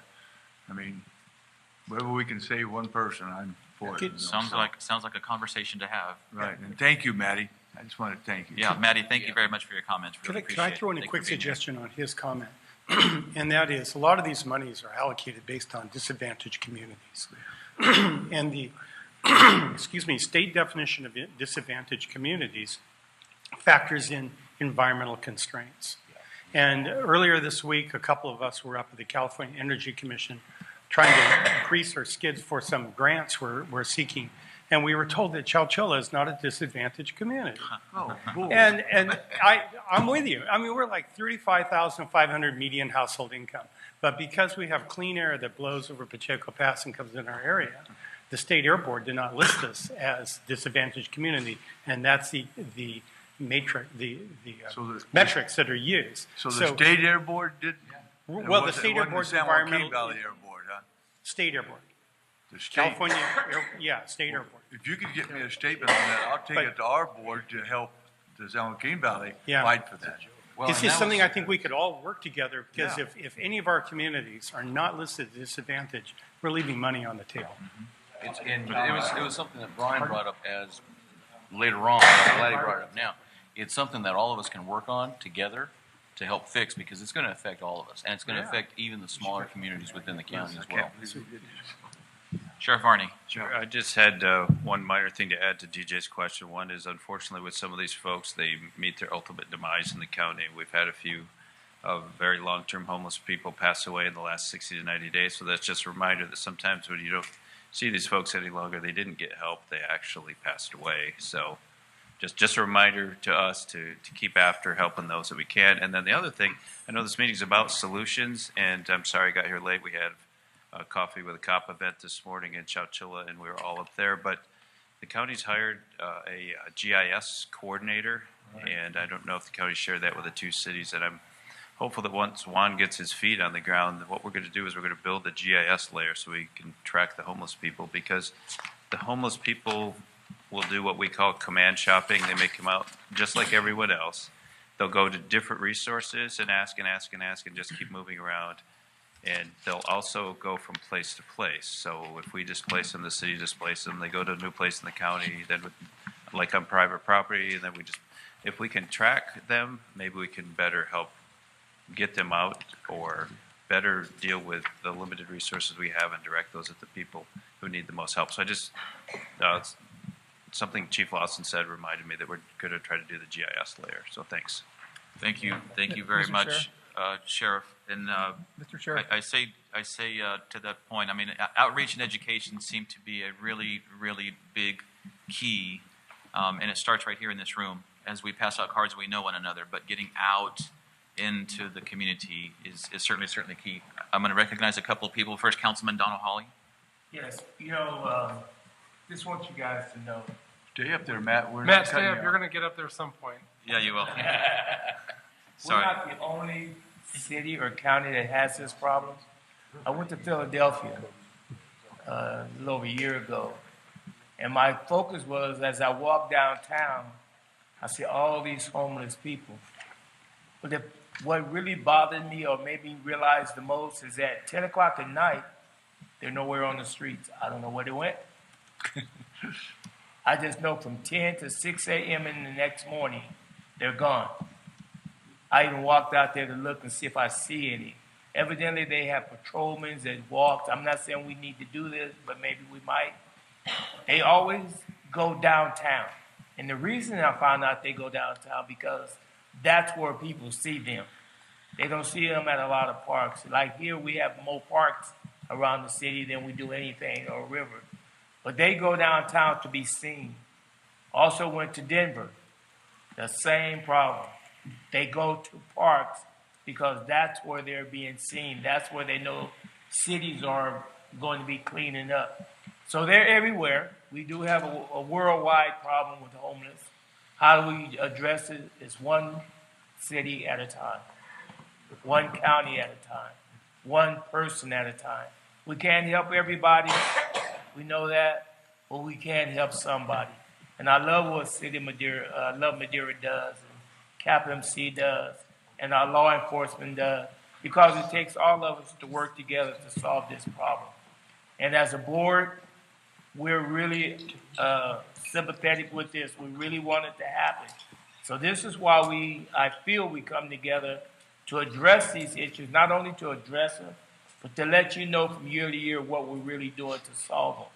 Everybody got an idea, but nobody brings it to the table. So as we see these things happen in our agencies, and we talk about them, somebody said, give God first, and that's the truth. Without him, we can do nothing. So as we think about these things and we lay down at night, pray that something good come out of it. Pray that we're doing the right things through our city government. Instead of bashing them all the time, look at some of the good things they do. Thank you. Thank you for those comments, Mr. Councilman. Matt, you'll be next, Supervisor. I'm going ahead and yield my time to Matt. I know he's been standing up here quite some time, but I do want to ask a question after he's done. Absolutely. I just will be very, very brief. Matt Trieber, Community Economic Development Director for the county. I wanted to highlight what's been accomplished really since this committee last met last year. And I've asked code enforcement, they put together some stats for me. We've cleaned up more than 80 encampments. A number of those were just abandoned, hauled off more than 30,000 pounds of trash, junk debris out of the rivers. It's key partnerships that have already been mentioned. Just the two that I would add to that is MID has been a huge asset to that efforts in helping us clean up the Fresno River with their heavy-duty equipment and their operators out there assisting. We've also included and incorporated animal control into these efforts to get them out when we're making contact with these folks to try to get services for their animals. So just wanted to highlight the really good things that I don't think would have been accomplished without the leadership from this group and the direction provided coming after last year's meeting. So thank you. Before you go, same question we were asking other people is there one thing that you need, policy or support that would help you continue your work? I would just say the discontinued dialogue and the direction, right? Because staff, although, and a lot has been discussed about trust, the same goes for our side, right? And we have to trust the staff across the street and across the county, and we work better. So just the continued dialogue that is there. I will tell you, we will be working certainly with Chief Watson in the coming months to incorporate and look at the ability to have the CAL FIRE Conservation Corps' efforts to clean up the river and get some of the weeds and small trees and skirt that legal issue I think had already been brought up, but really try to clean that up and just pool as many resources as possible. Just a continued dialogue on it. One thing that's helpful is we have this app, Madera County app, and people can take a picture, they can send in their requests. It really works well. And I think that there are even a lot of city people use the app to turn in stuff. And we forward that information to our cities as we work with them. It includes graffiti abatement, road repair, homeless problems, everything. And it's a really simple app. It may be something we want to coordinate with the cities on and work together to utilize that app in a manner that would address these problems with speed, because it sounds to me like response time is really an important factor in getting rid of this issue, this homeless encampments. And as April pointed out, oftentimes people don't know if they're in the city or the county. And they don't really care. They just want somebody to be responsive. Mayor Pro Tem Rodriguez has been waiting. Yes. Excuse me. Thank you, Mr. Mayor. The question I had was more of a comment that was made earlier.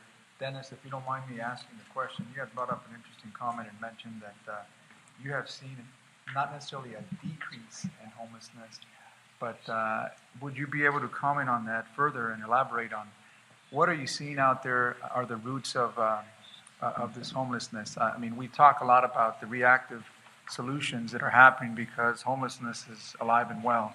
And it's not only locally, but it's nationally. So what are you seeing is behavioral-wise that you see people fall into this category? Right. And are we trying to find a solution, being proactive in identifying the root of the problem and possibly helping there instead of the end result? Is there something that we can do to lessen that homelessness as well? Ooh, I thought it was going to be a little simpler than that. And I knew some of my comments were kind of a buzzkill, because that we have so many, I just hear of different things and what Dino brought up. And we have all these projects that are very, very good. Do not, my comments were more on what I think we could be doing. Because I do think if I think of Madera's homelessness, it's probably somewhere between the 500 to 800 people. I know we do the point in time, and then you kind of use some other statistics to look at things to get kind of what the general number is. And we're kind of right at that size that we could make a significant difference. And two things. One is how to reduce the incidence of homelessness. Okay.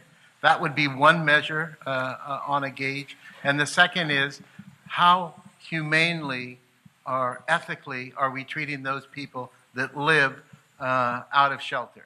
Those two type of things. Because if I think of it, some of our big issues kind of come with trash and poop, And so our community gets really upset with those kind of things. And so when I look at other communities, what they have done, like in Texas, or who have really taken a forefront on how to treat those kind of two efforts, get more people out of homelessness, and how do you work on the humane, ethical side of it. And then I think of San Francisco, who I think have done a horrible job. I hate going to that city now. I used to love it, because of the trash and the poop, And so how could we do those type of things, give people a way for shelter, and then take care of their needs, those people that choose to live out of shelter. And I think one of them is exactly what's happening here, is how do we organize ourselves better? Because we are big. There's so many different entities that are working on pieces of homelessness, and with bringing in funding for housing, for myself with mental illness, with with outreach workers that Maddie talked about? How do we work with the continuum of care? How do we do all those different things? It gets a little much, and how do we organize that and to our efforts? Because I just think if we're better organized, it's going to be better. Yeah. And I really believe that we are positioned well to make a good dent in the number of people that are homeless, especially right now. Because quite honestly, we're in the best economic times that most of us here are going to see. You know, who thinks in 5 years from now that our economics are going to be better than they are now? You know, maybe not. We have enough jobs for everyone that wants a job. We have salaries are going up, taxes are going, all the different things are, we're probably in our best shape we're going to be. If we don't kind of use some of that now, in down the road here, we're going to really have some challenges. Yeah. So you bring an interesting point when you talk about, you know, the respecting the folks that are homeless. And the reason why I say that is because, like you, I visit San Francisco, and I think it's a behavioral issue because people tend to flock wherever there's food, resources.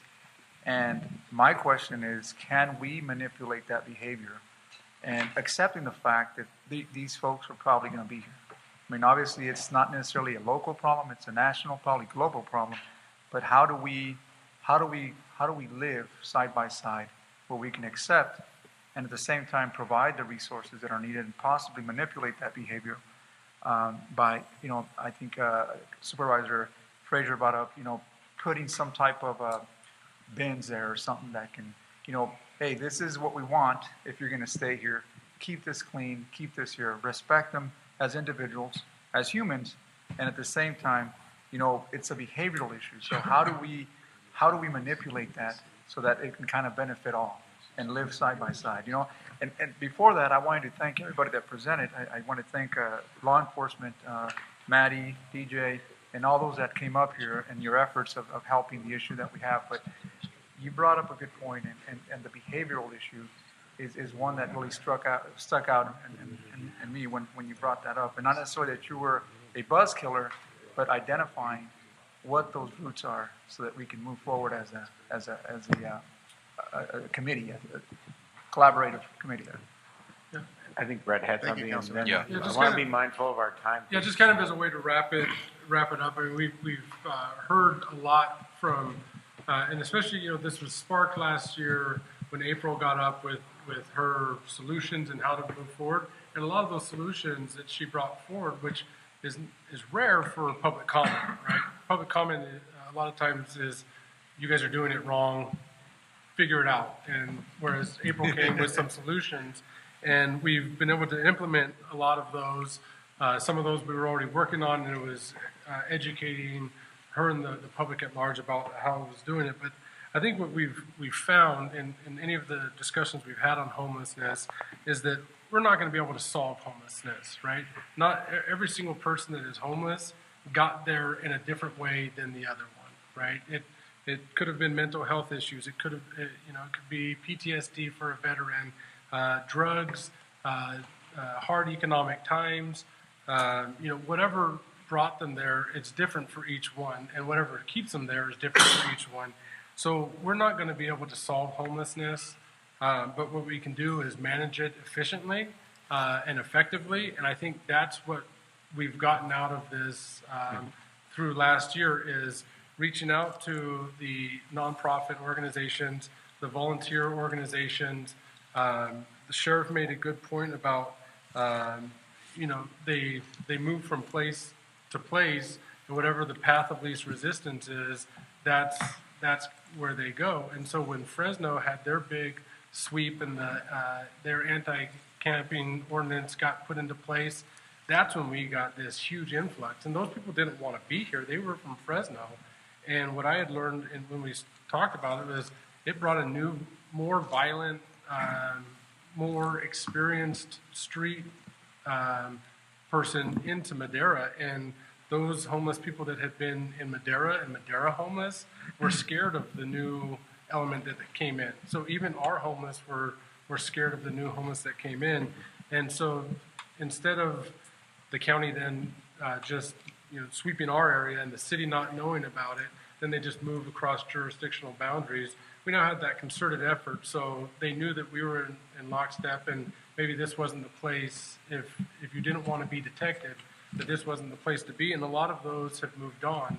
I have a business in downtown Madera, and it was bad for a while. I mean,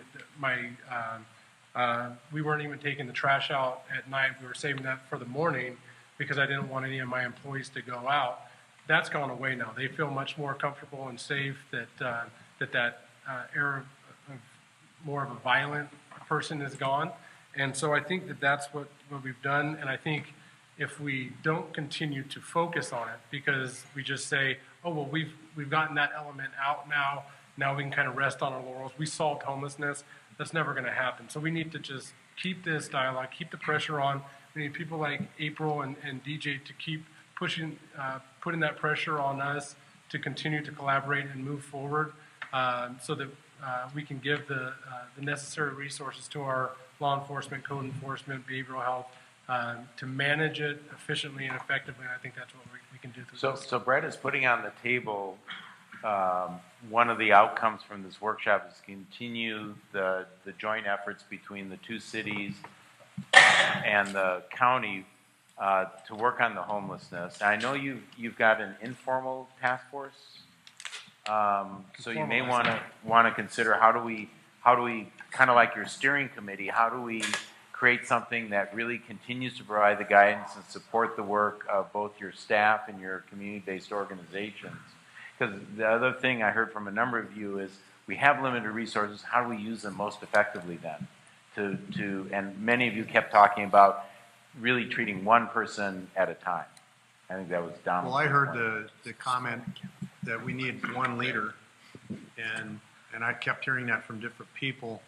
And I know the mayor of Albuquerque, New Mexico, instituted a program where they actually hired homeless people, and there was a percentage that they were pulling off the street, hiring them to do cleanup jobs and clean up the streets, and as well as these homeless camps. Yeah.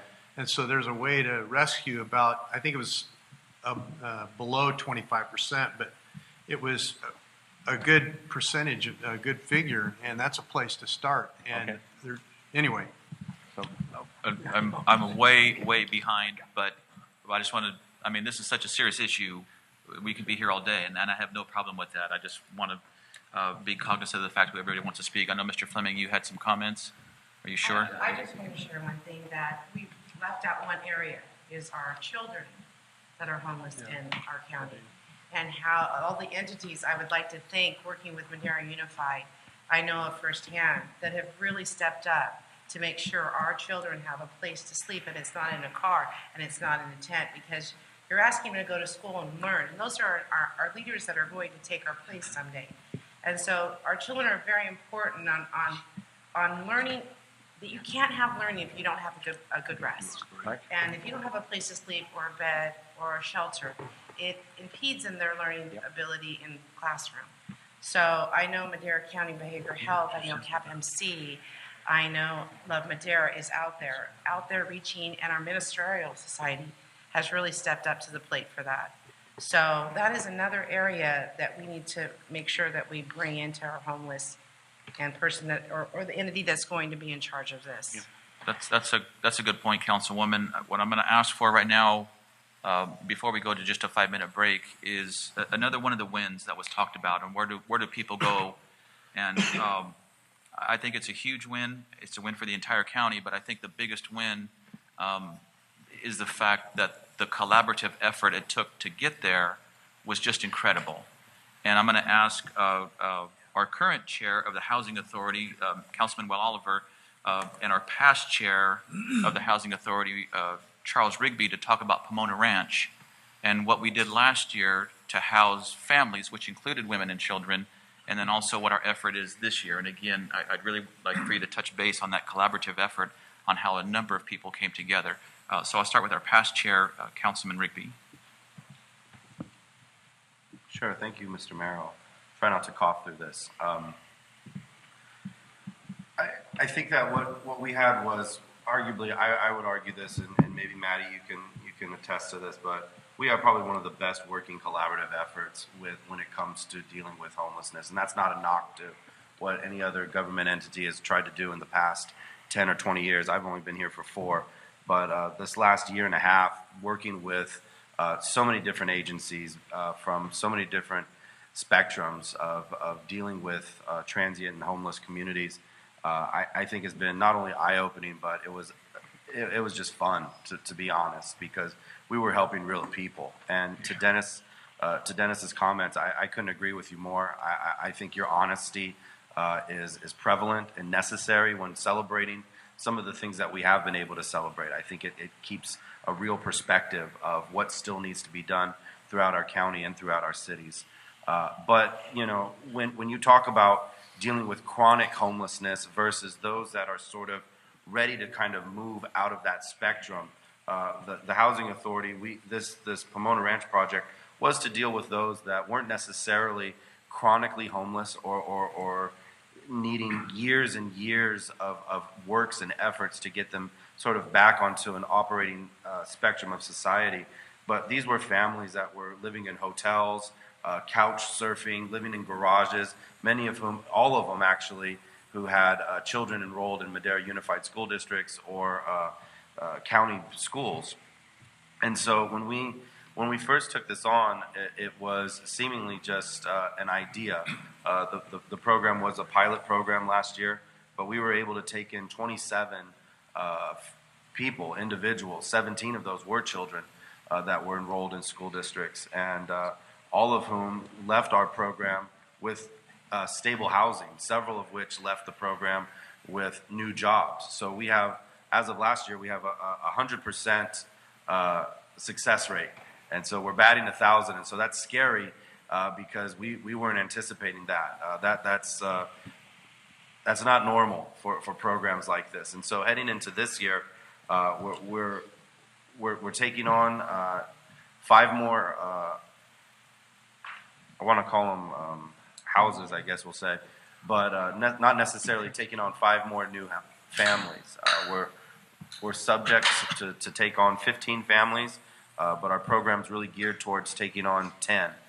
This year, the element we're going to add that we didn't have last year is a social director, somebody that will take on a caseworker that will take on families' cases individually, that will connect them to social services, behavioral health services, as well as different opportunities that may be found through other organizations. That was something that was missing last year, but because of the grace of God, probably we were able to navigate around some of those things. Extra help put in by CAPMC staff members, as well as others from the Hope House and our Housing Authority. So those are just some of the things that we're doing. The program stems from November all the way through March. We work with OMS, and when we talk about collaborative, I mean, we had to partner with our congressman's office. We had to get so many different people involved in this project just to have the ability to put people during the colder weather season in stable housing. And so it's been so fun. It's been great. And I'll let Will maybe add to it. Thank you, Mr. Councilman. I know you've been under the weather a little bit lately, so you did just fine. You can pop now. Councilman Oliver, if you want to kind of follow up on that, what we're doing, our efforts so far this year. I'll be very brief. I think Councilman Rigby did a great job summarizing the efforts so far. Definitely, building on the heels of success from last year. One thing we're proud to have brought on board too is the involvement of the private sector. We had a lot of companies, a lot of individuals step up, wanting to give, wanting to donate. It's a big focus of Love Madera this year too, and asking the community to donate some of those household items that are needed for Pomona Ranch. As Charles had mentioned, we are going to be expanding the program through our facility retrofits to allow for additional heating capability. The big thing for us, it's not only providing people a roof over their head, but it's the facility. It's the needs that are alleviated too from our other sister agencies. So a good example is one particular family. It was 6 individuals, one a single father and 5 children living at the rescue mission. So bringing them on board at Pomona Ranch, that opened up 6 beds at the Fresno Rescue Mission, who are more poised and prepared to address those that are more chronically homeless. So we're certainly going to be building off that success, working with our partners on those referrals. And I think the other thing too, as Charles kind of mentioned, is, yes, we want to bring on people that are willing to accept help, but we're there also to challenge them to accept responsibility for themselves and to keep them accountable, make sure that, they're working with us on, financial planning, on finding jobs or, training through the programs that are available.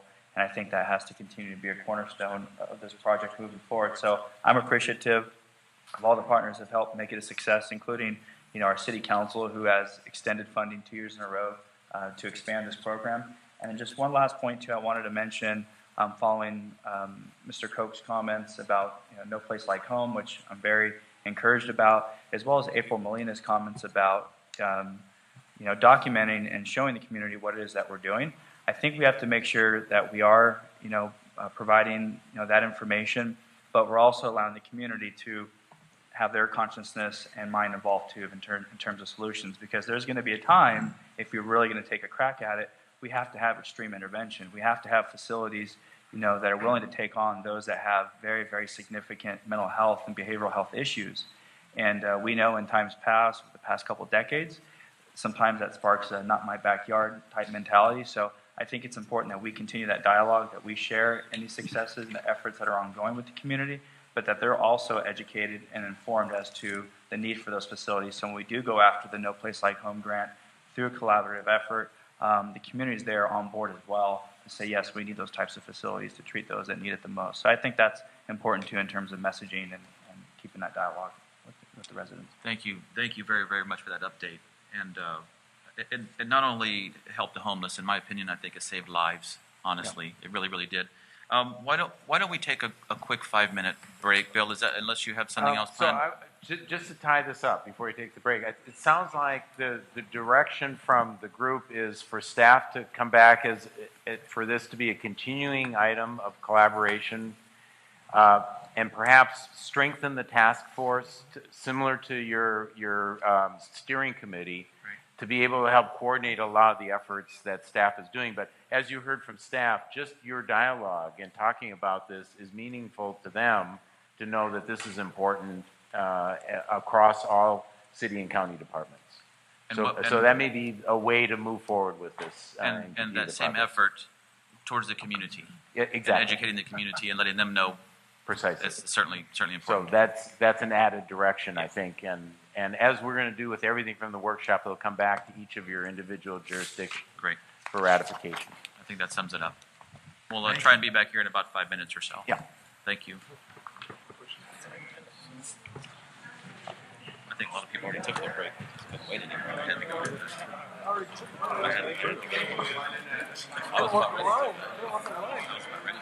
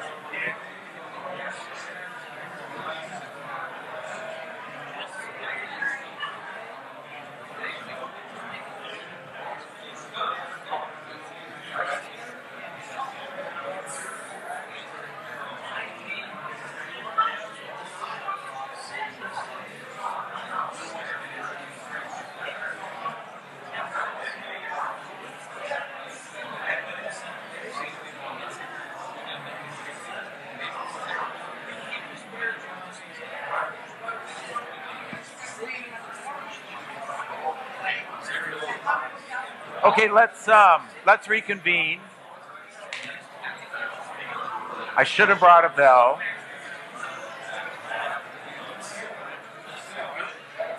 Who can whistle?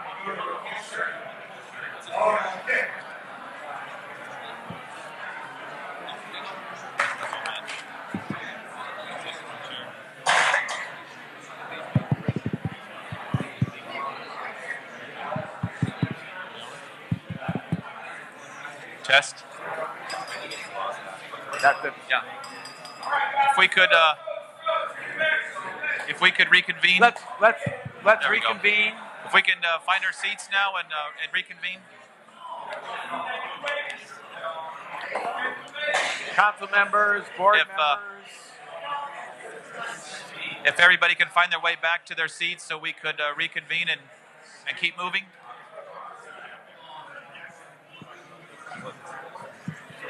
Oh, good idea. Thank you. Thank you, everybody.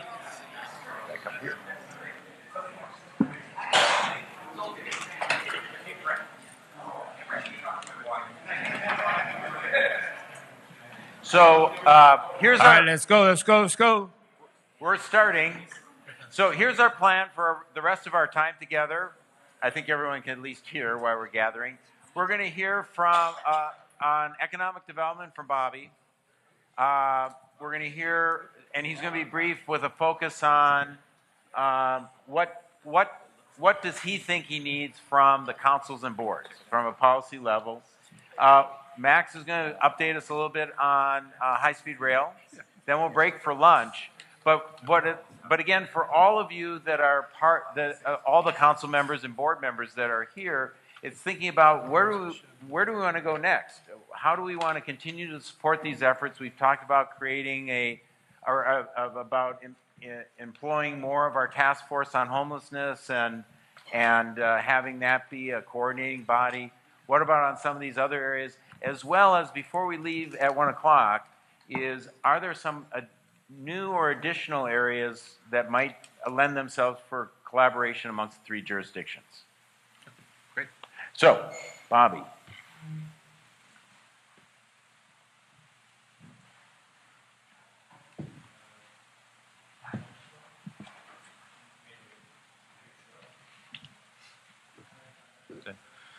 Mr. Mayors and supervisors and staff, Bobby Kahn, Madera County Economic Development Commission, thank you for having me out here. As I was telling Bill just on the break that I had some kind of prepared comments that I'm going to kind of deviate away from for two reasons. One, time, and then I think the direction of which he wants to take this or the overall discussion that's happening today. So what I'm going to do is just talk, I'm going to drop to the middle of my notes and talk about an area that I think is really an area that we can collaborate on. We've already done some collaboration on it already, but I think the time is now and we need to come together on opportunity zones. The opportunity zones have had a lot of discussion. There's a lot of feelings about what they are and what they aren't, but I can tell you that it's a lot more complicated. It's a lot more complicated program and set of laws than I think most people realize. And I think it's going to be important, and I just was on a call with the Cal-Ed leadership and ledge team this week, and one of the things they were talking about was the opportunity zone and the fact that the smaller jurisdictions could easily be overlooked with this because of the fact that it is a very sophisticated program. It takes a very sophisticated structure, and they're worried that the state, the governor's office, is not doing enough to reach out. So I think it's incumbent upon us to really sit down and figure out what we're going to do. How are we going to create a funding? What we need to do is figure out how we're going to create the funding mechanism. So I'm going to leave it on that. With an opportunity zone, and then just going to talk about the other thing that we're really lacking in Madera County is site-ready property. And when I mean site-ready, I mean with complete infrastructure, where you can just go pull a building permit and go. So, I want to just use for the example, the one area, about the only, well, two areas that we really have is the Freedom Industrial Park, that is complete site-ready, and the Airport Industrial Park is the next closest thing that we have to being complete site-ready. I'd love to work closely with all three jurisdictions. I know we're working with the county. I know the city of Chilla is working on a specific plan, but I think we could work more on that, and that is a need since we have a 0.5% vacancy rate in this county for industrial property. That's great that that we're a healthy economy, but it makes it difficult when we're trying to attract new companies because we have to go in with a build-to-suit type of, we have to have a build-to-suit project, and we have to convince them that we can build a building in Madera County and have it up and running within the time frames that they demand, and most of those time frames are within a year. One other area that I heard today about working together, and I think that's great, and I think the one area that we're kind of missing the boat a little bit is that one voice, and that one voice, I know that many of you participate in the Valley One Voice, but Madera County is one of the few counties that also don't go and have a one voice just speaking for Madera County. Fresno lobbies on their behalf by themselves. Merced does. Tulare County does. So I think it might be, and I'm not talking about a large collaborative like this, but I think we had a few people that got together and figured out maybe there's a top 2 or 3 things that we need to talk to people in Washington, D.C. about just Madera County, and that we need to talk to people in Sacramento about just Madera County. Then in closing, because I know Eric told me I only had 3 minutes, and I think I've already exceeded that, I'd just like to encourage everybody to, if you're not receiving our eBiz monthly newsletter, to contact me or Julie or Lois or email us and get on our list. And then our social media, we really have ratcheted that up over the last couple of years. So you can follow us on Twitter, like us on Facebook, or connect with us on LinkedIn. And I'm happy to take any questions. Thank you very much. I was going to let you know about, I just came from RCRC annual meeting, and there was 2 things that came out of that meeting that I thought were really critical for economic development in Madera County. USDA rural funding is expanding like crazy, and one of our former supervisors who was a member of RCRC at one time is now the head for California USDA rural funding, and her name's Kim Van. She told us there's just extensive amounts of money available for rural funding on economic development. And we need to really tap into that. That's something we really should look at and extensively, because she's really working in our favor and told me that they're happy to look at projects to fund. On RCRC also, just counties, or is that any local? Counties, cities, everything. This rural funding, we fit the niche. RCRC also has a separate economic development organization and funding available through that organization. That is really going to be critical as well. So it would be good that we contact them and we're attempting to have her come down and look at some of our projects. You probably were in the email stream on that. I was.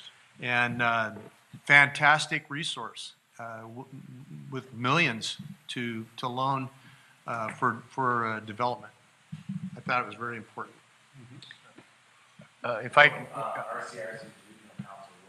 Right. I said as the county's representative on that organization, and I'm happy to work with the cities or the county on funding that is applicable to those situations.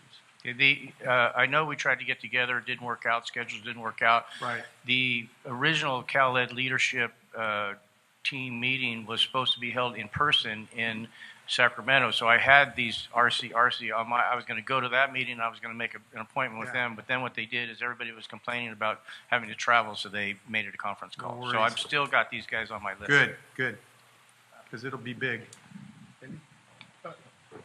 I'm going to ask Bill's question. So one of the things you said was a big problem for us was lack of inventory.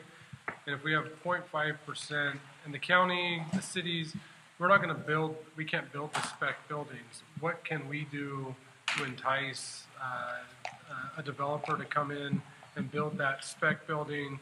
Or, you know, through some of your marketing missions, do you have the specs that need to be done and they can maybe have started or plans in to reduce that time for one of these site selectors? Or how do we, as the governmental agencies, how do we help facilitate getting a developer to come in and build that spec building so that we have things ready to go, turnkey operations for some of these site selectors? It's a great question, and I'm going to take that in two parts and answer it in two parts. One, about 2 years ago or so, maybe it's over 2 years now, but when Rob was still mayor, Rob, myself, and David Tooley had a meeting along with Dave Merchant, and we sat down and we said kind of the same thing. How do we do something? David was very interested in trying to get something started in something more in the Freedom Industrial Park. So we had a powwow about how can we do that.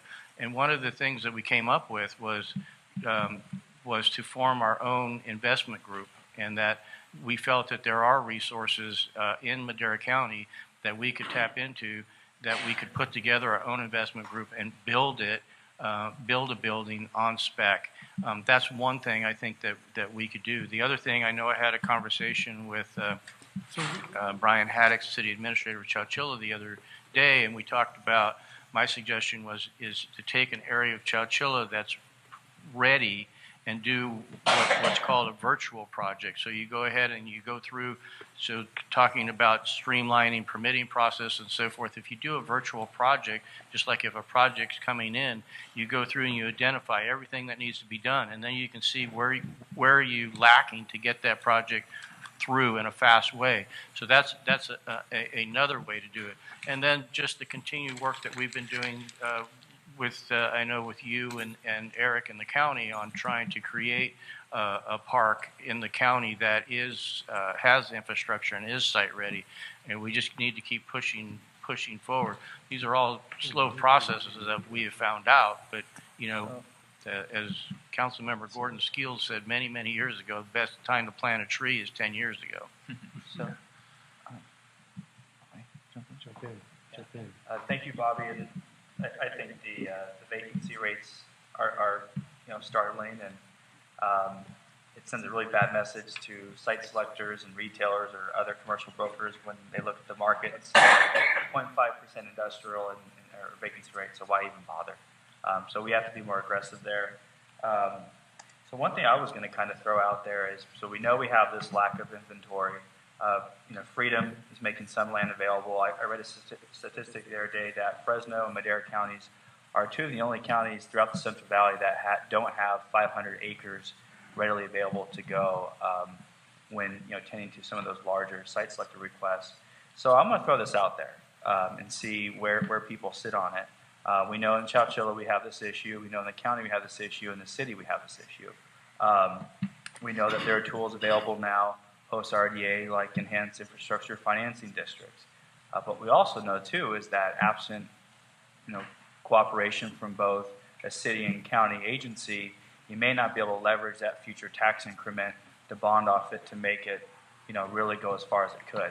So, I mean, what if maybe through the EDC, and you could play a great role in bringing the partners to the table, but if we could all agree that, yes, an industrial job generator in Chowchilla is good for the Madera economy as well as in the city or the county limits, but let's work together and maybe establishing some goals there.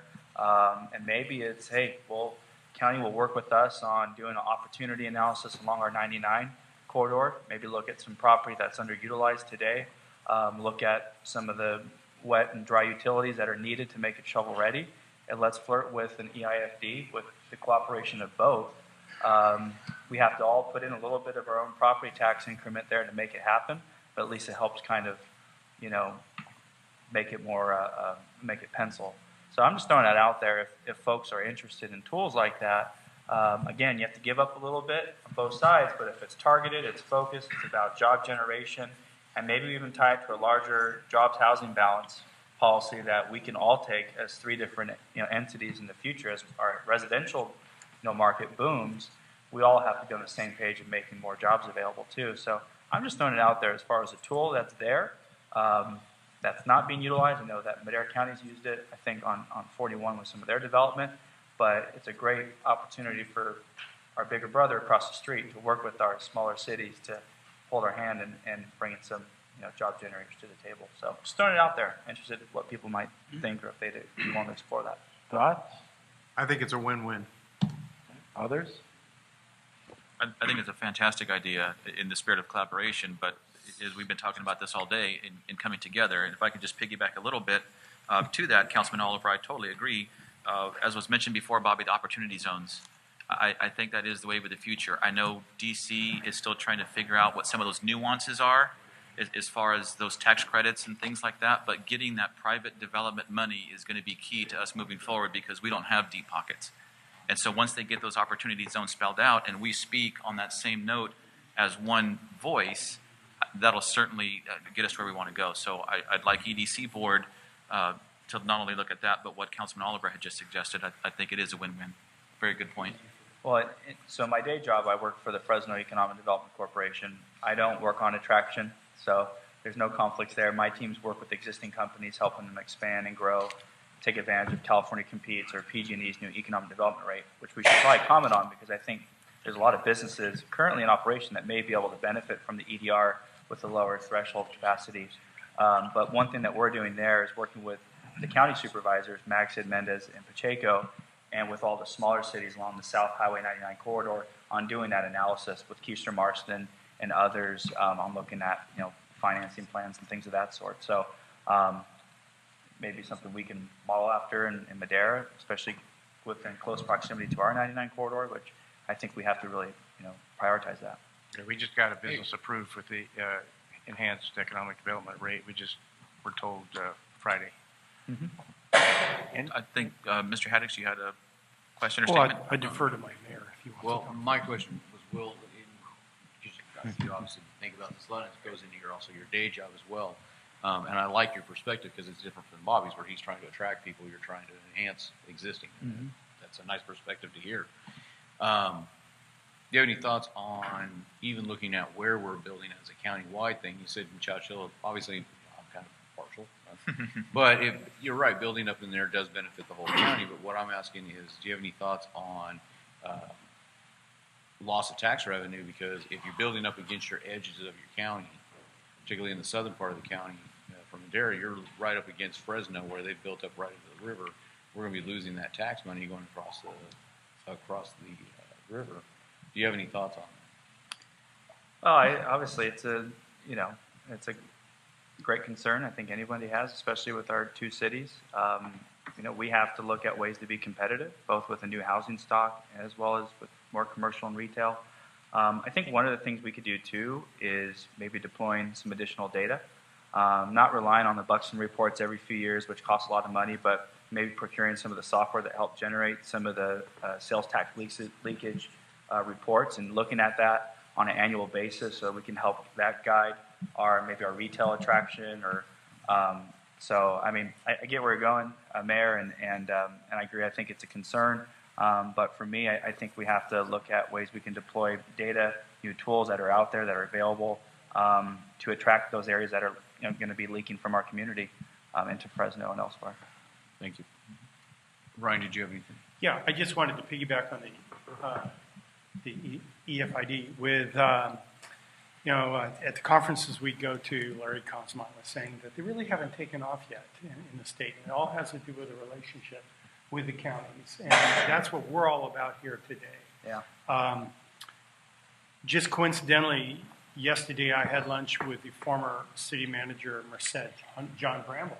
And John was saying that those entities that have gone into them have found that while there was a reduction of exchange of revenue as part of the agreement on property tax, as the whole area enhanced, it raised all boats, as we're talking about here today. And there was an economic net gain to all the parties. So it would be helpful working with the EDC to kind of do a pro forma like you would do in a business and project out where you would be 5 years down the road. And then that helps sell the parties on the benefit of doing these projects. I mean, we could come up with several sites, Right. you know, that whether they're on the market or not, that are maybe underutilized, and then bring on like a Keister Marston to do the financial analysis and see if it pencils or not. So Good idea. there's a proposal on the table. Any? I think it's a good idea. Okay, so it sounds like going forward, you would like to empower the EDC to be your collaborator in looking at kind of what Brian was discussing and all of you were discussing as being this body to carry out those efforts. Absolutely. Okay, so that sounds like a piece that we'll bring back as part of the resolutions to each council on the board. Any other questions or thoughts on economic development? And that's a big step all by itself. And under the same theme of the one voice, right? So with that, can we name it One Voice Madera? Can we promote it as a One Voice Madera? You know, as I go down the Highway 99, I see this big ad, and it might have maybe one of the supervisors. Maybe this time around we can have a supervisor, myself, and maybe Tom has enough billboards. You know, Tom doesn't need to be on another billboard. Tom, right next to Yeah, that's right. Tom flies solo. And this way, you know, we for promote this, Madera as a whole. One voice, one vision, what have you. I mean, I think Madera itself could promote that and really help. I think even I think we've started doing that to a small extent. You know, even just like along our 99 corridor, there was we were citing some different displaced businesses, and they were putting their freeway signs up. And they wanted to know what our sign ordinance was, and instead of just creating a new sign ordinance, we adopted the city of Madera so that there is, as you're coming through, you see the same thing as soon as you get across the river. So it creates a sense of place, and that we're kind of all one. And it was much cheaper for us than going through a process. And just to be clear, why reinvent the wheel? Why reinvent the wheel? Right, And then- right. and then But it starts to what Jose's saying, that kind of it starts looking like one voice when things start looking the same. So just a clarification, it's the EIFD. EIFD, not EFID. Enhanced infrastructure. That's my dyslexia. Infrastructure, finance. Yeah. Right. So, I'm sorry, I missed your question. Just to clarify, this was specifically about what is enhanced infrastructure finances district. Financing district. Yes. Right. We are good with acronyms. And just We need a new to one. and just to Councilmember Rodriguez's comment too, the one voice as far as the marketing of one voice, but I'm also the point that I was making is a legislative platform that is just Madera County's, similar to the Valley One Voice, but you lobby Washington D.C., you lobby Sacramento, just for the benefit of Madera County. So would you do that under the entity of maybe One Voice Madera, or would that be something different? That One Voice Madera County, that's what everyone else called. One Voice Fresno, there's One Voice Merced County, One Voice Tulare County. MCOV. Madera, Chowchilla, Madera County, One Voice. MCOV. There's not enough syllables in there. Remember. So let's conclude with high-speed rail then before lunch. Sure. You know, we formed a committee, and we call it the Why Madera County. It includes County Madera, City of Chowchilla, Madera Unified School District, Madera County Economic Development Commission, Madera County Transportation Commission, Madera County Workforce Development, and Madera Association of Realtors. In February 2017, Why Madera County submitted the Center Point Heavy Maintenance Facility Expression of Interest to the California High-Speed Rail Authority. I have been pushing, and we have been pushing, I use the word plural, we have been pushing for the heavy maintenance yard in Madera County. that facility would hire probably 1,500 highly paid specialists, paying probably 80, 90, 100,000 a year. So that is, we have the location, a good location for that facility through here in Madera County. I won't mention the point. But anyway, we're pushing for that very, very hard. Why Madera County has spent a significant amount of time and capital creating what we believe to be the first-rate site for the location of the heavy maintenance facility. Since our submittal, we have maintained our commitment to the site location to provide the greatest benefit to our partners, high-speed rail in the state of California.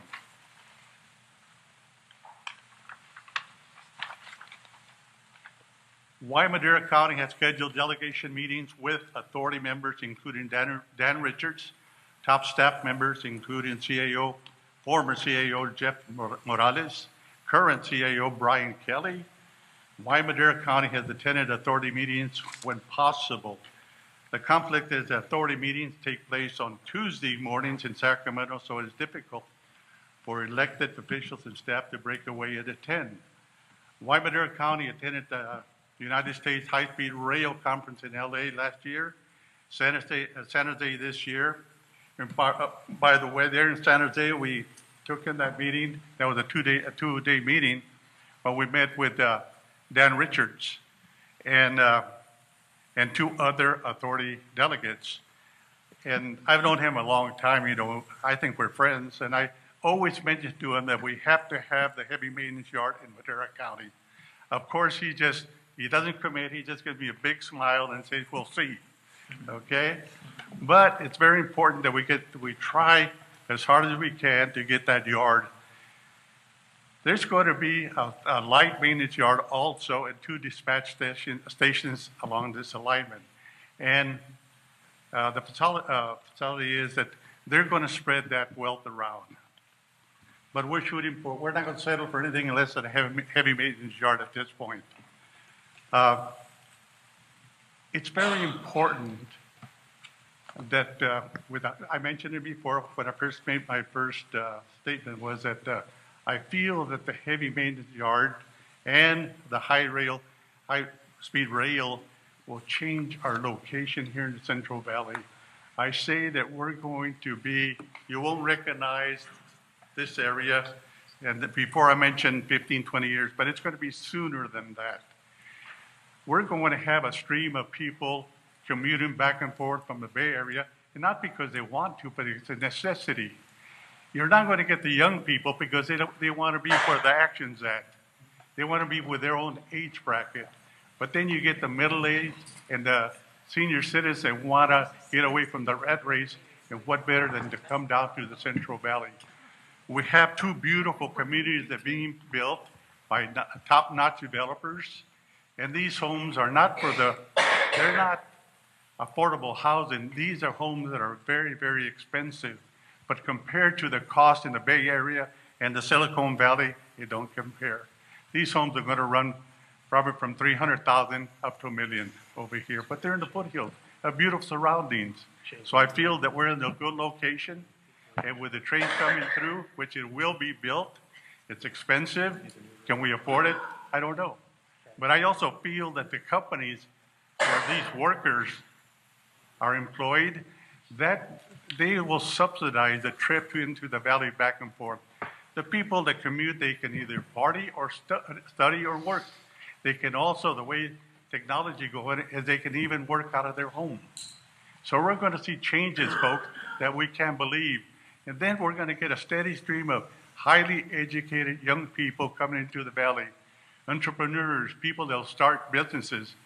I get so excited just thinking about this topic, and hopefully it was very unpopular and it's getting more acceptable now, but you can see it, that what's going to happen here in this part of the valley. It's going to be beautiful. We have a bright future. Thank you. What's the time frame for the decision? 2014. Yeah, they were supposed to. 2014. It's so right. Which 2014? Bill, they just give us a smile. They've changed leadership. Yeah. Well, yeah, we all know. Any other questions on high-speed rail? Yeah, I think there's also another portion of it that is very important.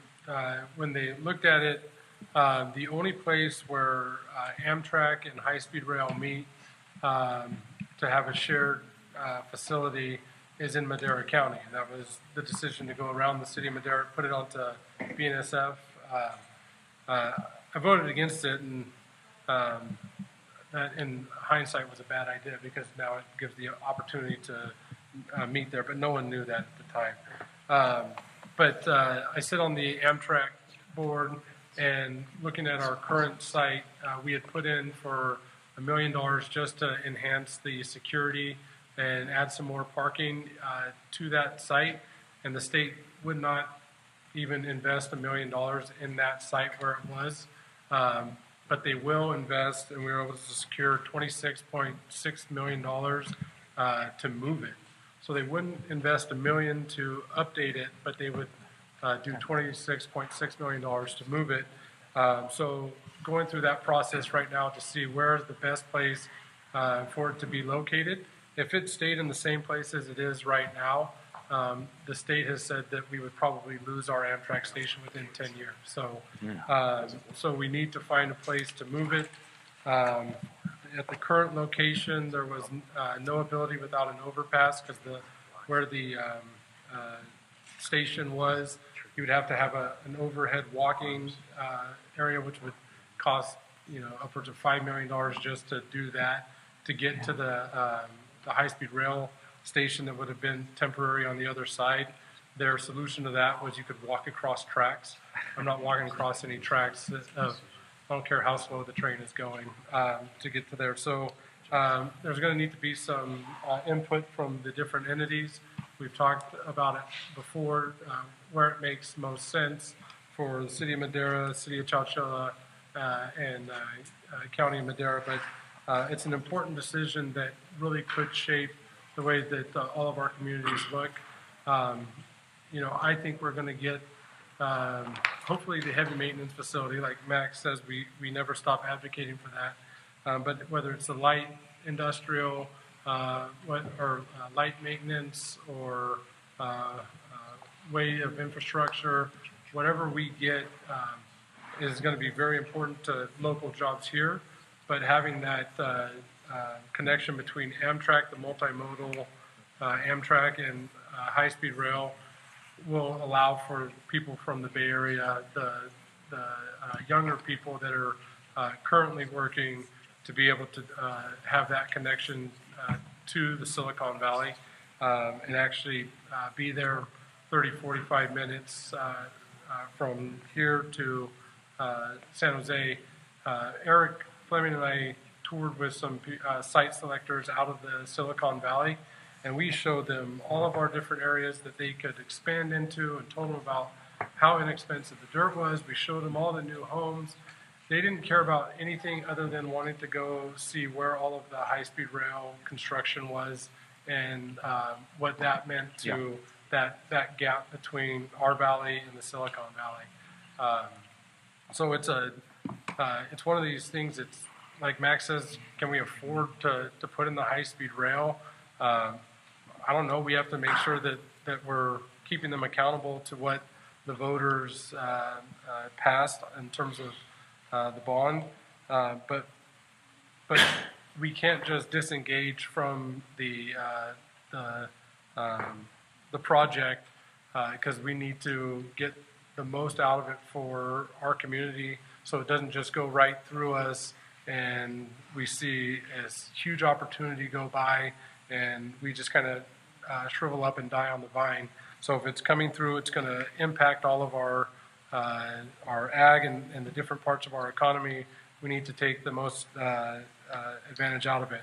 We also talked with Brian Kelly, the new executive director of it, as they're coming through and taking ag land out of production, trying to get the water credits that are underneath the land that they're taking, and keeping it for those farms that have lost, land that they've had for hundreds of years in their family, that they still are able to maintain some of those groundwater rights to help with our balancing of sigma. So instead of just losing everything, be able to at least keep something from that. So we're trying to work and help different communities like Fairmead to not just be negatively impacted, but get some things fixed for their community. So I think it's important for us to all remain at the table, regardless of how we feel about the project, and make sure that it's not done to us, but that we get what we need out of it, and don't just get passed by. Right. Again. The train leaves the station thing. Mm-hmm. So I was hearing again, as Brett is saying, regardless how you feel about high-speed rail, there's three things that matter to Madera as you're going forward. Where does that future Amtrak station go? Where does that heavy maintenance facility go? And then the water right. Can we gather, if they're going to take the land, can we get the water rights? Yeah, we need to protect our current economy and not let the rail impact that to such an extent that we can't continue to operate as they take productive ag land out of production. Right, and the water rights are going to matter to everybody, both in the ag lands as well as the city, because we're all getting groundwater. Mm-hmm. Okay. And I think as they... So this is another one voice thing. Yes. As they develop the system, one of the areas that's already being impacted is my district. Yeah. And I appreciate Brett's help in multiple ways, and the other my other board members and council members as well, because I know council members have been advocating for me on this very issue. And it's important that we get what comes in doesn't harm the community but benefits it, and that as it goes forward, that the problems that may be created by the immediate construction or the follow-up to that are also mitigated through high-speed rail, and not have to use, like in a maintenance district that I have, their tax dollars should go to their enhancing their project, not fixing high-speed rail problems. So that's one thing that Brett has helped with, and I know Will Oliver's gotten involved in that as well, and Max. So I really appreciate that outside support when they all know where I sit and where my community sits on this subject. And it's important to have that collaboration. And they've been big in that area, and I appreciate it. The other point that needs to be up there is the Y alignment and how it impacts Chowchilla. Oh, I know we've handled that. Okay. He says we got it handled. Chowchilla's handled. Yeah, well, but we need to be there to help. Why? Huh? It's that. Okay, no. I'm going to put my cards on the table a little bit here. What's that one voice? Well, it is the one voice, but the one voice on this one was one voice, and it was us screaming for our survival as a city. We sued High Speed Rail. We got them to settle. Part of the settlement was that they will not build high speed rail in our town. Right. Okay. And then from there, we negotiated further and helped them come to the realization that probably the best location to build the Y instead of running through our town again was to go out to Road 11. Mm-hmm. Okay. We did that through a lot of hard work, but we were desperate to save our city. There were originally 5 heavy maintenance facility locations identified that literally ringed the city of Chowchilla. A few months after this was decided and submitted, all of a sudden a new piece of property south of Madera was identified and pushed forward. It got so contentious, and we need to talk about these things or they're going to fester, that the city of Chowchilla basically said, whatever marketing you're going to be doing, we will not support, because you're wanting to build it further and further away. A lot of people in town were not happy about moving the Amtrak. Now, moving Amtrak because we're going to lose it, obviously. We'd rather have an Amtrak, a little further south than not have one at all, absolutely. And like you said, if we had known all that when all that came up, that would have really helped everyone. My desire to have high-speed rail on this agenda for this group is to find areas where we actually all three benefit in some way, okay? Making sure that they understand that the city of Chowchilla, and Brian, correct me if I'm wrong, we're the most impacted We're the most impacted city or community in the state of California because We're the middle of the spaghetti bowl. we're the middle. We're where north and south real. County is too. Yeah. Okay, but you're in District 5, and I'm in Chowchilla, and it's my city that's being the most impacted because it's literally outside of my doors. So we have a hell of a chip working with high-speed rail. When we call them, they listen because they understand you don't go after a disadvantaged city and do these things without having some real problems. And they know that we will fight tooth and nail. Understand this, we were facing bankruptcy and said, forget it. I don't care how much expensive the attorney's bills are. If we don't win this fight with high-speed rail, we won't have a town. So we rolled the dice on everything we had, not knowing if we could pay the bill at the end of the day. That's our history. It's a very emotional issue for us. My point is, there's a lot of things we, the three of us, can do with high-speed rail because you have our chip in the game. You have the county, you have the city of Madera in this game, and we can find areas where we all agree to make sure that we're getting as much out of high-speed rail that benefits our counties and our communities without hurting each other or allowing them to hurt our counties. But a lot of the focus is very Madera-centric on this issue. There's a bigger, much bigger issue here that's going on, and we need to think about that. And Fairmead's one of them, of course. But as you go further down, if we can get them to give mitigations to Chowchilla using our situation that we have with them, using that as a springboard in other areas to make sure you guys are getting the mitigations to the impacts further down the line, I think that's a lot smarter, a whole lot smarter. Because remember, the original environmental impact report, they said that between Madera and Merced, there were no environmental impacts. Right. Mm-hmm. Yeah. That's how arrogant they are. And if we don't work together to make sure that they don't pull that kind of garbage on each one of us, or worse, they try to mom and pop us and put themselves between us, we're gonna be in a poor negotiating position.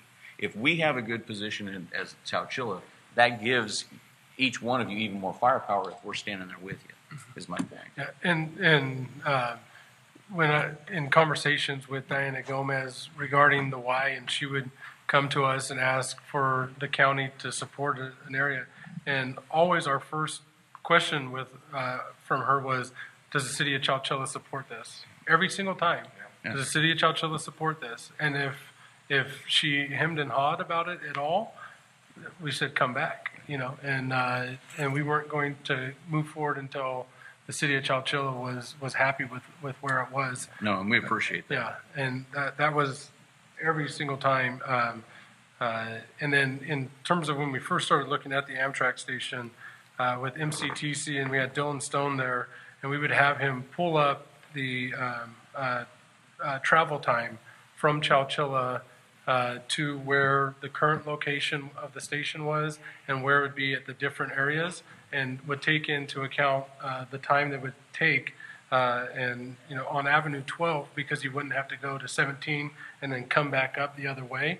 The trip time was less, and there was like 1.5 miles longer distance of drive, but the trip time itself was less by like 1 minute. And so I think it had more to do with optics. Huh? I think it had more to do with optics. Yeah. Oh, I totally agree. And it got a little outside of it. And so that's just like that education of everything and being able to have more open communication. And I should have had a better communication level with that. But later I did hear from different people like Chad Edson that said, no, we're going to get rid of that station. So within 10 years because of the ridership. And so, those are things that everybody needs to know. And I think that's why it's important, as Bobby was talking about, we all at city, each of us have, economic development plan. But I think we need to have that as a county, like all cities, economic development and industrial plan as well. So that way we know, and he knows exactly what the vacancy is, where the industrial needs are, what the jobs are. So we talk about all at one voice. So we're not going in as an individual basis, just because it's one side is, for example, as a high speed, there is a stop, and where the industrial or the plant or the job's going to be available. So maintenance facility is going to be available. So we need to make sure that we have very clear identified clearly, exactly what has been proposed, what the history is, and where we are going forward, instead of talking about as an individual basis and moving our envelope forward, as individual entities. So this sounds like it's helpful at least to see what page everyone is on, because of course their strategy always is divide and conquer. Yes. Mm-hmm. Yeah. I mean, it always is divide and conquer. So the more stronger you are and taking advantage, if one of the jurisdictions has an extra chit, take advantage of it, because it's the one voice that will make the difference. I think that's so important, Bill, in this case especially, because in one instance I know of where we had the agricultural community divided against the cities, and it's a very contentious situation, and we all lose when we don't stick together. Right. When we don't think about our neighbor, right, and we say screw our neighbor, we're going to do what we want. Well, we need to talk to our neighbor and find out what they want to do. Right. And we've talked about leveraging resources, and many times you said the county is the big kahuna. Well, in this case, there may be times when one or both cities are, and so leveraging that, because that's a critical resource in decision making. So, and it's not always the biggest player. It's, do you have leverage? Who's got the clout? Can we pool our leverage collectively to get what we want across the collectively? Indeed. Yeah. So it's 17 minutes after 12. Let's take. Can I say one more thing? Oh yes, please. Another factor to consider is economic development around the station of the high-speed rail, and high-density housing and businesses and restaurants and walkability. Wherever it ends up. Yes. Yeah. See, there is economic development is also the high-speed rail station and also the maintenance facility as well. So they are two parallel. One is the industrial side, one is the downtown moving traffic economic side of it. Good. I'll Okay. add- So now it's 18 minutes after. If I may, I'll add this last comment if you don't mind. When we talk about the station, I'd like for maybe this committee or this organization to at least do some type of workshop so that all members of this community have stake in it. Because if this station is going to be moved somewhere, at least give some information to the public, give some information to us as individual entities so that we know what the plan is. I understand that the MCTC is a planning agency, but we are the lead agencies, and we need to have some information so that we know what is in the best interest of the regional area. If that particular station serves a need, I mean, the city has plans of developing certain villages that are not too far from that. The county has certain villages planned somewhere else. Obviously, we all want to pool. We're territorial. We're bound by boundaries and lines. But at the same time, we want to make sure that we work collaboratively in certain areas that we can agree to. And this is something big that could potentially sprawl development around all of Madera, because if we like it's been said, it's a shortage of inventory. San Jose, Silicon Valley, at some point is going to need some type of place where people can reside at affordable prices. Right. And Madera is right for that. Right. And this is something so big that it cannot go discussed. It's got to be discussed in a platform where all entities have some stake in it. So regardless of which jurisdiction the station ends up, the suggestion from Jose is that all of us are involved in stakeholders need to be involved. Understanding what the development is going to be like, that ultimately whatever jurisdiction is going to take the lead. But everyone wants to be involved in that. This is a lot bigger than any entity, individual entity. This is huge. And the SJJPA, who controls the Amtrak station location, which will ultimately be where both of them are, is going to be doing. Councilmember Oliver and I asked them to come and provide those workshops at City of Chowchilla, City of Madera, Madera County Transportation Commission, to vet those through public process for that site selection and show that there was exhaustive studies on where was the best location for all of the area as a regional whole. So right, and I was hearing Jose say, in addition to that, once that site is selected, then what about all the development around that site? Mm-hmm. Bill, we're just to extend out lunch is a wonderful opportunity here. I'm going to piggyback on something that Mayor Pro Tem Rodriguez said, and that is we as city managers have to be able to look at what our communities, county, cities will be like in 5-10 years down the road, and then come back and advise our elected bodies on which way to go. One of the concerns I have with high-speed rail is that people commanding Bay Area incomes can quickly be able to get back to their home in Madera or Chowchilla very rapidly, and that's going to jack up prices, housing prices in our areas. We're already seeing in Los Banos that people who commute over Pacheco Pass are able to drive up the price of housing in Los Banos, leaving Los Banos natives to go looking for housing in Chowchilla and Madera. And high-speed rail has the potential to do that. So we collectively need to be looking in that crystal ball for the impacts before they happen. And then we also know that wherever the train stops, that's where economic development happens. We saw that when the Valley was created with Southern Pacific, whether it's Madera, Fresno, wherever the train stopped for water or fuel, that became a future city. So that's something to bear in mind too. Yeah. Yeah. All these need to, and these are probably things that are going to be on all three of the council and the boards thinking. So this is probably a good assignment for this group as well, is to be starting to think about what happens. What is it going to do here? Same thing happened with Tracy when everyone moved over there. Yeah. You're looking hungry, you know that. Yeah. No, you're looking hungry. Okay, so now it's 23 minutes after 12. I want to leave like 20 minutes at the end. So starting about 20 minutes to 1 for you to continue what Brian started us on, is what else can be on the radar screen for this group. So let's take the next 10 or 15 minutes to grab lunch and try to be ready at 20 to 1 to bring our data close. And it's over there.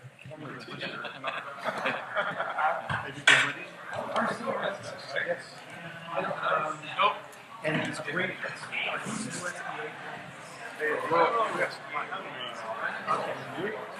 So I have to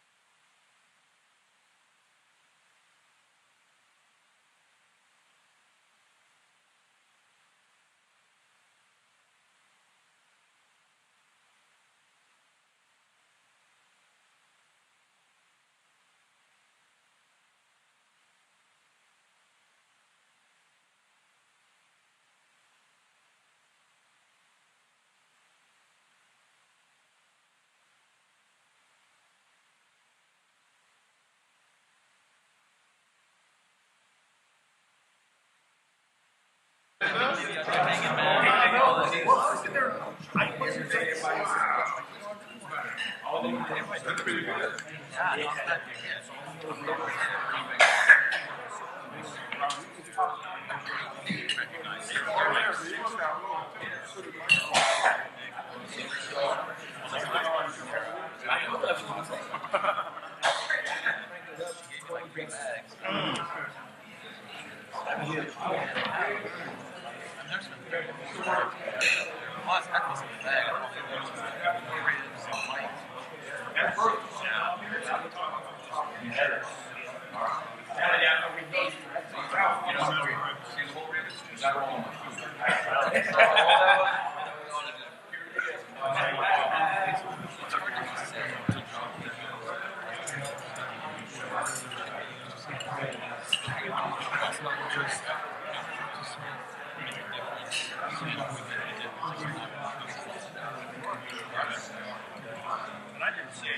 He can say very polite.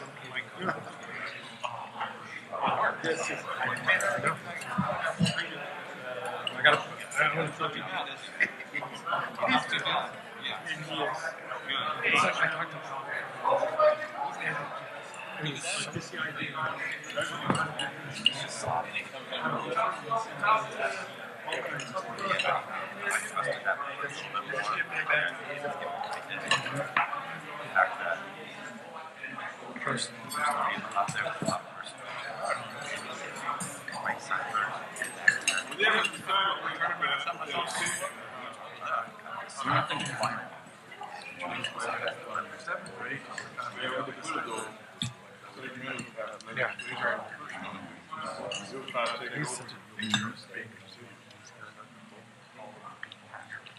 Where does the money go?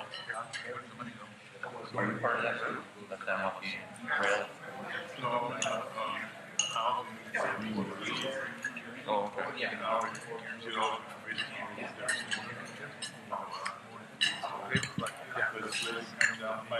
Wow. I'm sorry about that. Just because openly endorse my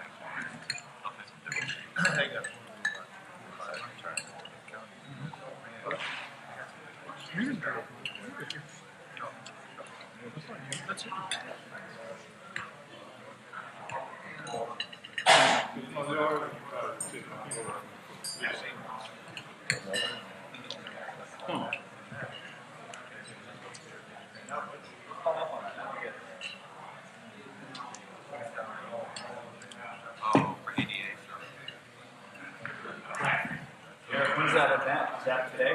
I think it's from 4 to 7. Something like that. So I waited until everybody else started eating to make sure what poison you've been. You took it right now. Huh? The else line? What's going on there? Barbecue. Oh.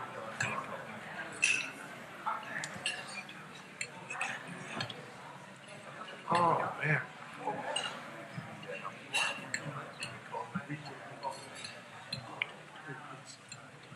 About 5 to 8. Is that 5 to 8? Good. Russ and I just celebrated 37 years. All to her credit. Not mine. What did you end up doing? You know, we just had a quiet dinner. Nice.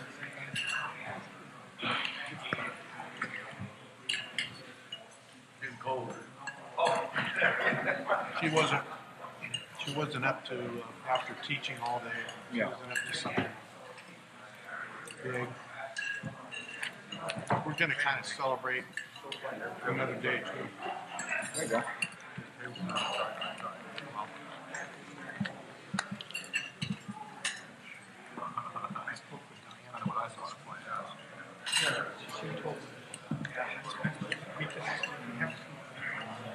Bye-bye. It's almost like Bye-bye. like yesterday I was a young man.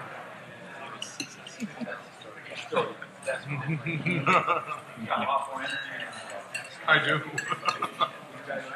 People tell me that. You fell out before a ladder. No. This guy's always in the path of danger. He's always having close calls. That's the truth. We're like slow motion. You know what? I remember yesterday, every detail of the fall. When I went off that mountain, I just closed my eyes. I thought about it. So much stuff.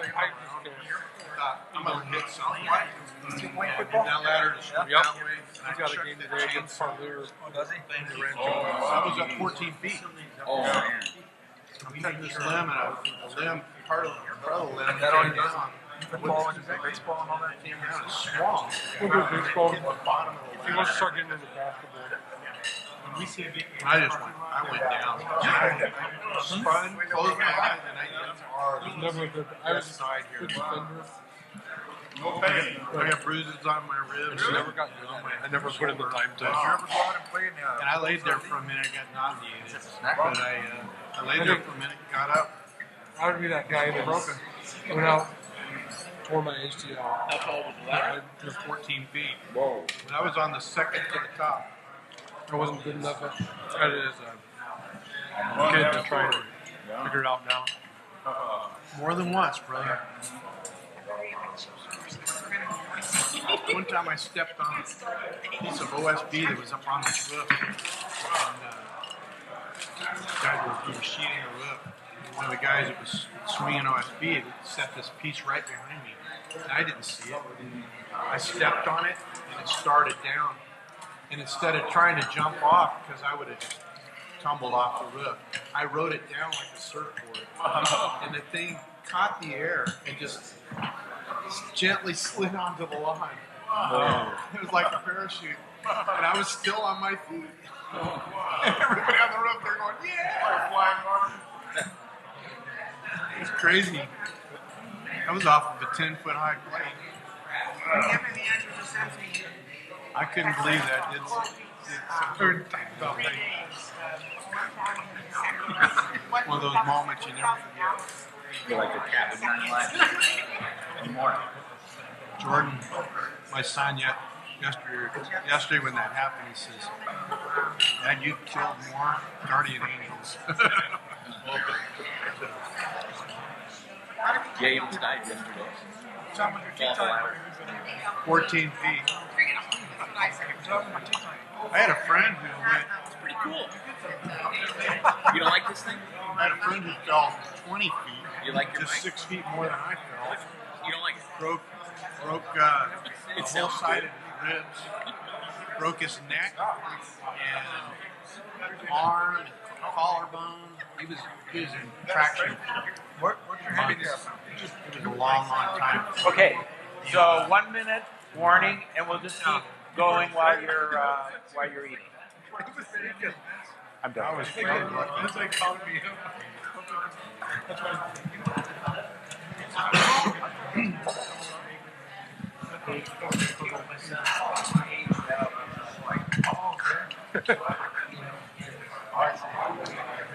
So you think it's going to snow in this room? I hear that? Okay, cool. Yeah, my son has the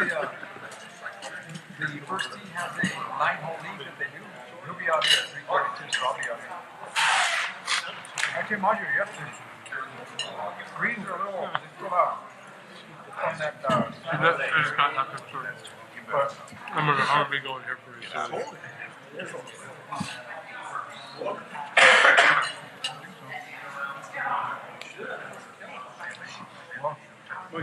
I'll get the invite. Maybe you are.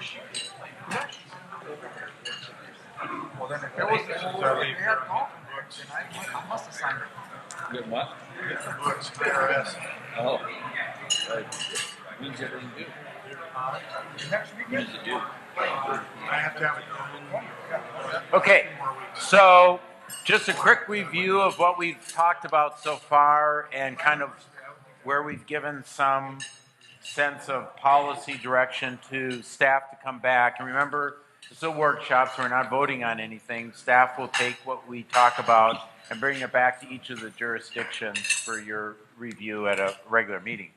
We spent a great deal of time talking about homelessness and heard quite a bit and remember, our conversation today is really two things.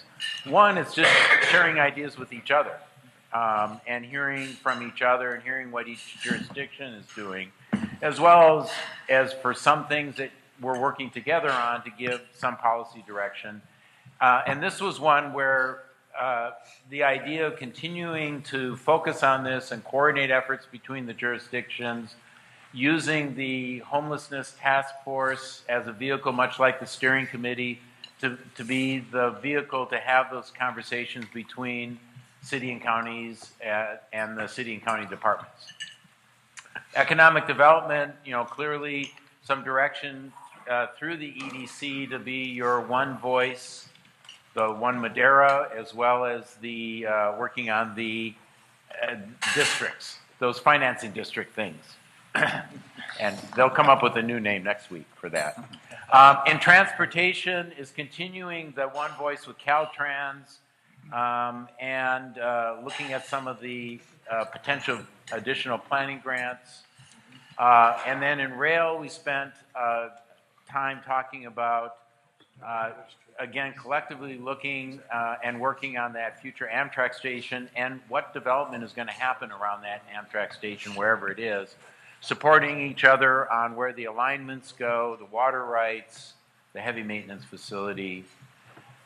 What other things might be spaces, new spaces for collaboration looking forward? So Tom and then Brett. Thank you. I've got a couple things. We actually have taken some baby steps on getting them resolved, but it's a bigger item than I think that what we've been doing. And the first one is our SPCA building, our animal control services for the whole county. And I think that it's really important that we realize that all the animals don't have boundaries, whether it's city, county, or what have you. And we are in dire need of a new facility. And we're working on some way to do that, but I would really like to work on trying to get both cities and the county to collaborate to build this new facility. We all have that problem. We can't hide from it. And then the second one is our library, which is another item that all of our citizens, no boundaries again, use. And I know it's a county library, but it's also a city library, I think. And so I think, and we were talking about homelessness a while ago. So Tom, what about the library? Is it a new facility? Yeah, well, the library, I was going to say, is the homeless people don't, this is one of the places they can go to if they don't smell too bad, and go in there and use our computer services and stuff to help them. So, and we all have the problem with homeless. We have the same problem with our library. So I think that we go hand in hand with that problem, with that also. That's the reason I just brought that up with the homeless, because we were talking about that. It takes these little steps. When a couple of them talked out there about the homeless and different programs and stuff, I think that's a pretty good program to help get into that. And there are items that they brought this flyer about, so they can, because most of them don't have no place to do any of that, so they could go there and also look for jobs or looking for what we could put this on there, So. Okay. Mine was the animal services we need to. Okay.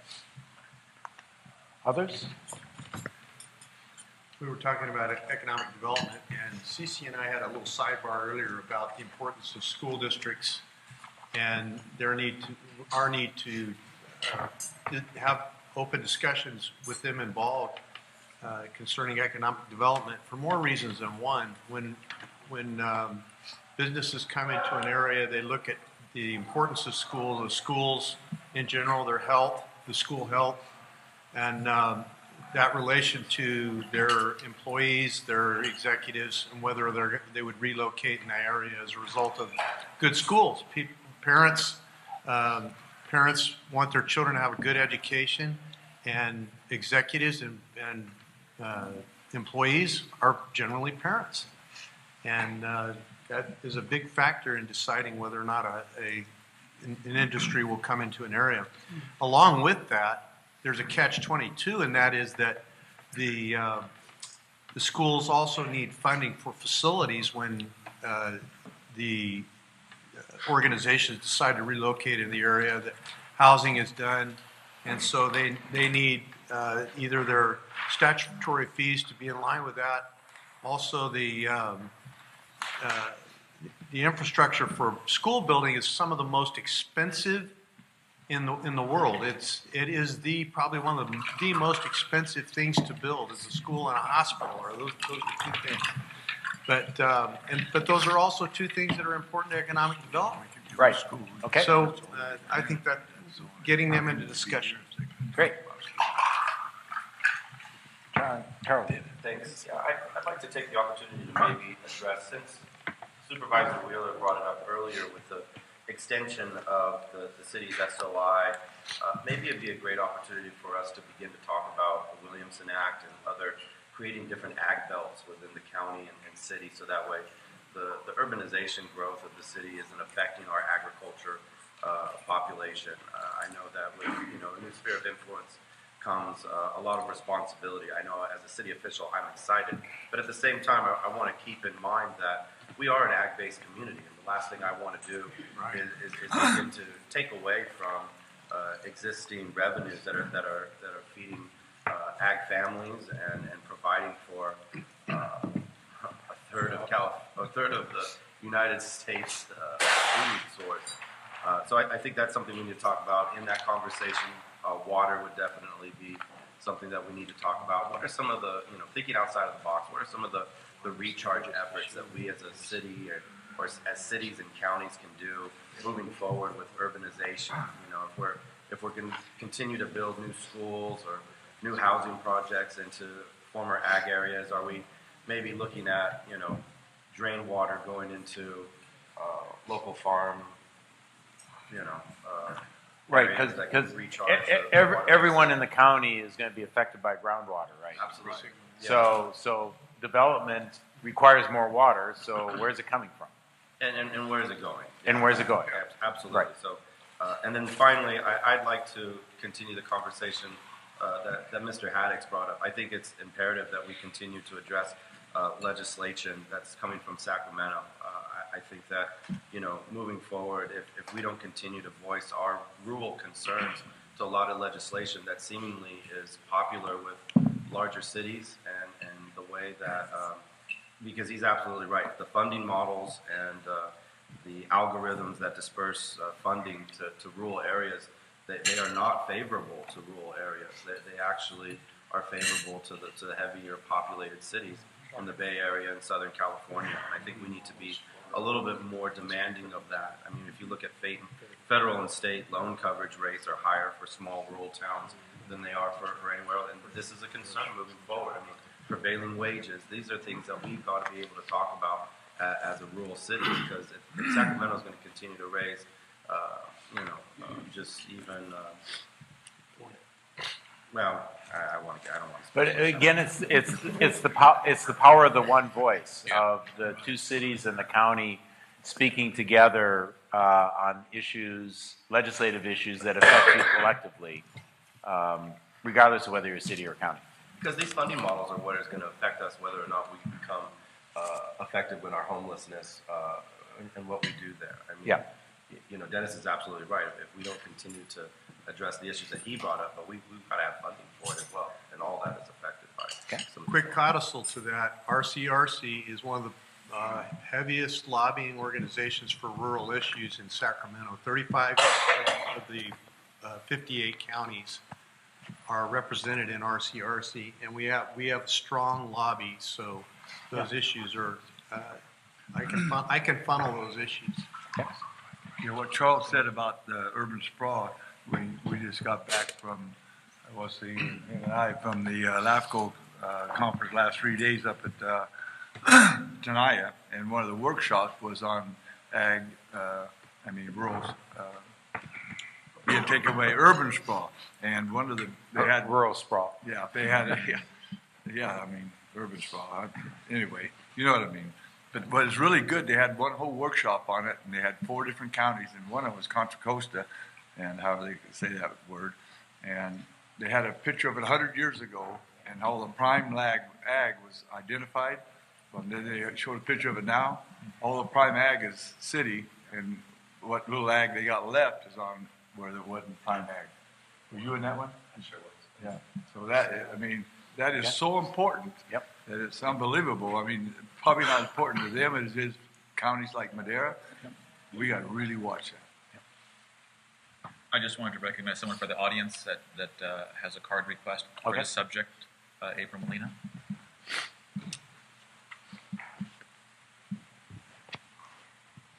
Hi, sorry, I'm going to take more of your time. Just one area that I've noticed that all of you are not great at is marketing. I am a basic generic resident of Madera County. Doesn't get much more generic than the custodian of Grace Community Church. Okay, so that's my day job. Love Madera is a side thing. I take notes like nobody's business, okay? I sit in the city council meetings and my page looks the same and I keep them. When you guys go to city council meetings and your county supervisor meetings that are during the daytime, just so you know while I'm at work, otherwise I'd be there. How many people do you know are going to go home from a long day at work to watch the recorded meetings, to educate themselves? They're not going to do that. They don't do that. That's why we have an uproar. That's why we have people who take national politics and their feelings towards national politics and put it on you guys. And local politics, I have found in the last year, local politics is very different. It's nonpartisan, which is fantastic. It is much more central on the issues of the city and the county that you're living in, not just California, not the United States, but Madera County, Chowchilla, these things. So, and I've proposed this to somebody else. I would recommend, here's the deal. I'm in the middle. I'm 41 years old. I'm in the middle of the newspaper era and the YouTube era. So I kind of get both spectrums. Write out something. You need a marketer. You need somebody who will take this meeting, somebody who takes all three entities and everything that you're doing and writes it out or puts it in a video blog or something like that, posts it online, prints it in the newspaper, something like that. Because the people are not going to know these things unless they're here at these meetings. And they don't come. They simply don't come. And everybody has their own thing. Everybody's doing their own thing. Historically speaking, every tide that's been turned was due to education. If you don't educate the people that you are leading on what you're doing, they're not going to know, and they're going to continue to be angry. They're going to continue to have, their little signs at the city council meetings because they don't understand. And what they don't understand, they're frustrated and angry over. And so the meeting last year was the first time I heard anything positive about the high-speed rail. I hadn't heard it because it just wasn't spoken anywhere that I was. As far as SB1 is concerned, where's the director? He's probably going to get mad at me. But I signed the petition to repeal SB1 because I don't like paying extra taxes on my gas, and I drove a V8 engine. Okay, then guess what? I learned. I talked to this guy back here. I talked to the mayor. I talked to several of you about what it actually means if SB1 is repealed for Madera. And you know what? My vote has changed. Thank you. I'm going to vote no on Proposition 6. Absolutely. So here's the thing. I believe Measure L in the county failed due to lack of education to the public. I really do. After seeing what Measure K did for the city of Madera, I am sad that Measure L failed. And I would love to see that resurrected, just so you guys know. It wasn't until I talked to Supervisor Rogers that I knew what it could possibly do for the county. And I voted for it. However, I was minimal. I was one of the few that voted for it. But you have to educate the people, and you have to educate the people in the way that the people are going to be educated. You can print it in the newspaper, and there will be people that get it, but not everybody. You can put it online and there will be people that get it, but not everybody will, because not everybody goes online and not everybody reads the newspaper. You've got to hit all the avenues of media that people will be educated on. Does that make sense? Absolutely. So, You've been saying the last since that happened. I know a lot of people who had no idea Pomona Ranch existed. They knew it was a migrant camp for people who were coming through during harvest. It wasn't until last year that I knew what Pomona Ranch was. Now Love Madera is involved in that. And now I'm telling more and more people. And as the city administrator for Love Madera, I'm willing to help you guys in any way. If you have like an article or something that you want to get out to the general population, I can post it on our website. I can post it on our social media pages. I can make any kind of flyer I want and post it in the churches. I have MMA support for that. And so there's a number of ways that you guys can do this. And I just think that it should be done. And I'm done. I agree, April. I've found, especially with the Measure L, that misinformation is a lot easier to disseminate than education. Like what it truly can do for somebody. It's easier for someone to hold on and say, I don't want to pay this extra little bit of tax.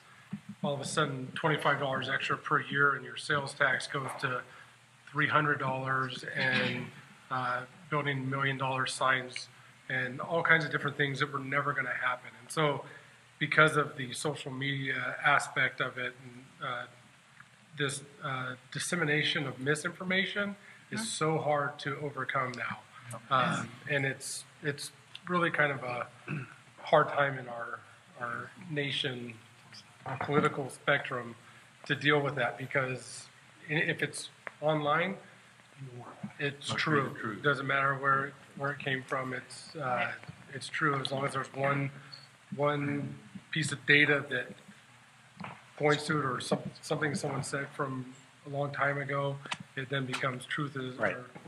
Yeah.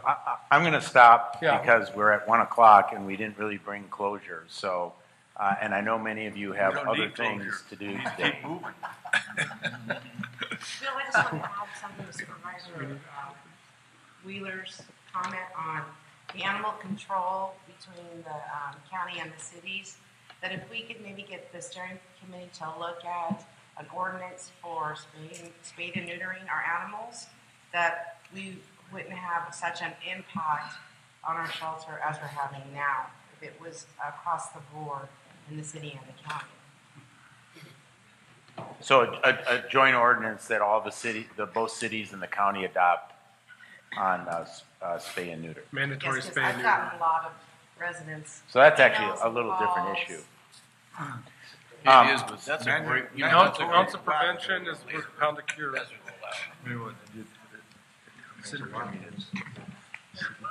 So what I would suggest,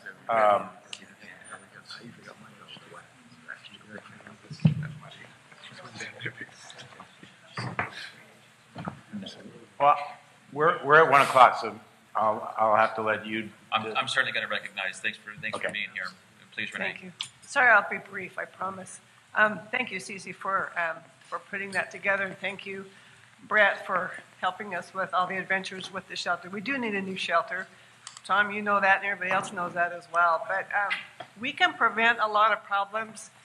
Building a new shelter is going to be tremendously expensive, tremendously difficult for our small community, and we recognize that. But let's prevent some of these problems and minimize the effect that unwanted animals have on the population, and that doesn't cost anything. That would maybe be an ordinance, like Cece said, limiting people that want to breed animals. They maybe have to have a permit or some small fee to offset that. Those that don't, let's get them spayed and neutered. We have funding available. Let's fix those animals and prevent that problem from coming up. The other part, too, is you might want to put a limiting on the number of animals that people can have in a community. I'll give you, for instance, just recently we had an area in Ranchos. They came in crying, wanted us to help them. They had 48 dogs that they could no longer care for, and that's a huge impact on a small shelter like ours. But if we had pet limiting ordinances or spay and neuter ordinances, it really would help minimize our problem and maybe offset the need to have such an incredible cost for a much larger shelter in the future. Thank you. And with their help, I'm down to 2 from, oh no, that wasn't From me. 48. Thank you, Ms. Benoit. We're ready to wrap it up? Yeah. One real quick thing, April, is that what do you think about our on-the-road meetings, board meetings during the evenings we've been having? Is that positive or helpful or? Yeah. I went to the one in Chowchilla, and I thought it was great. I think it was very, very good, and I think it was well received by the public, except for maybe 1 or 2 members who were complaining about the one at Courthouse because of the ADA issue. However, I thought it was good. It was a great outreach to the public, to the community. I enjoyed the meetings. I watched them online. I do watch them online. I'm kind of a nerd that way, I guess. But a lot of people don't. And a lot of, because it's different, people don't know that it is different. However, I think it was a great idea, and I think it was very well received, at least from what I understand. Keep doing it. Keep doing it. Okay. And if the city wants to do that too, they can do that. Well, and I'll just chime in. I appreciated it. And I know a lot of people in Chowchilla had said they appreciate it, even though they weren't able to make it. And unfortunately, that night I had a conflict. I wasn't able to be there.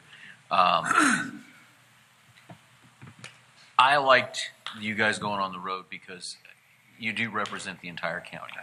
And by going out and reaching out to the other communities and not just being Madera-centric like that in your meetings, and it just happens where your offices are, but I appreciated it. My community appreciated it. And if you want to do it again, our offices are always available to you. We really want to keep doing it, and I know I've got literally not hundreds, but many in the mountains saying they can't believe that we actually had one, and we're having another one next week. Well, and Or particularly, week after, whatever it is. and the mountains is a great example, particularly in the light of losing their courthouse recently because of the state of California, reinforcing that they are part of the community and that they're respected and that they're valued.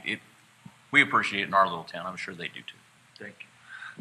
Well, thank you, everybody, very much for spending your Saturday with us and for your input, for your honesty, and for moving us forward. I know when we came together last year, it was something that really, it was kind of a wait and see, I think. We came together as the 3 entities, but it was really kind of a wait and see. And so you fast forward to 53 weeks, and I think there's a lot of positives and a lot of great things done. But these issues are constantly moving, constantly changing. But I think we are certainly on the right track. And personally, I'm sure you'll agree with me that what was said here today and a lot of the outcomes and pushing forward, the next 52 or 53 weeks will be just as positive, if not more so. So I look forward to coming back again next year, measuring where we've been and what we've done. And there are many, many great things to come in Madera County if we continue to collaborate and work together. And more importantly, really, what I'm taking away from this too is not just up here as elected officials or policymakers, but continuing to work with our constituency and everybody in the county to educate and to get things done. So with that, I think we kind of made up a few minutes. I appreciate that. And once again, We need to really thank Bill and his leadership.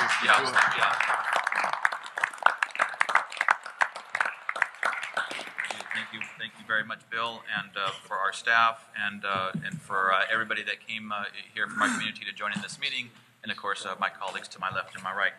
So with that, thank you once again. Enjoy the rest of your weekend, and meeting adjourned.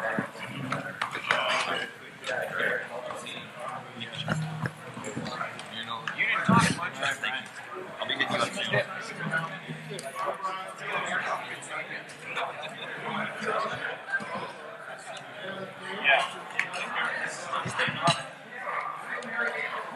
That's the big thing.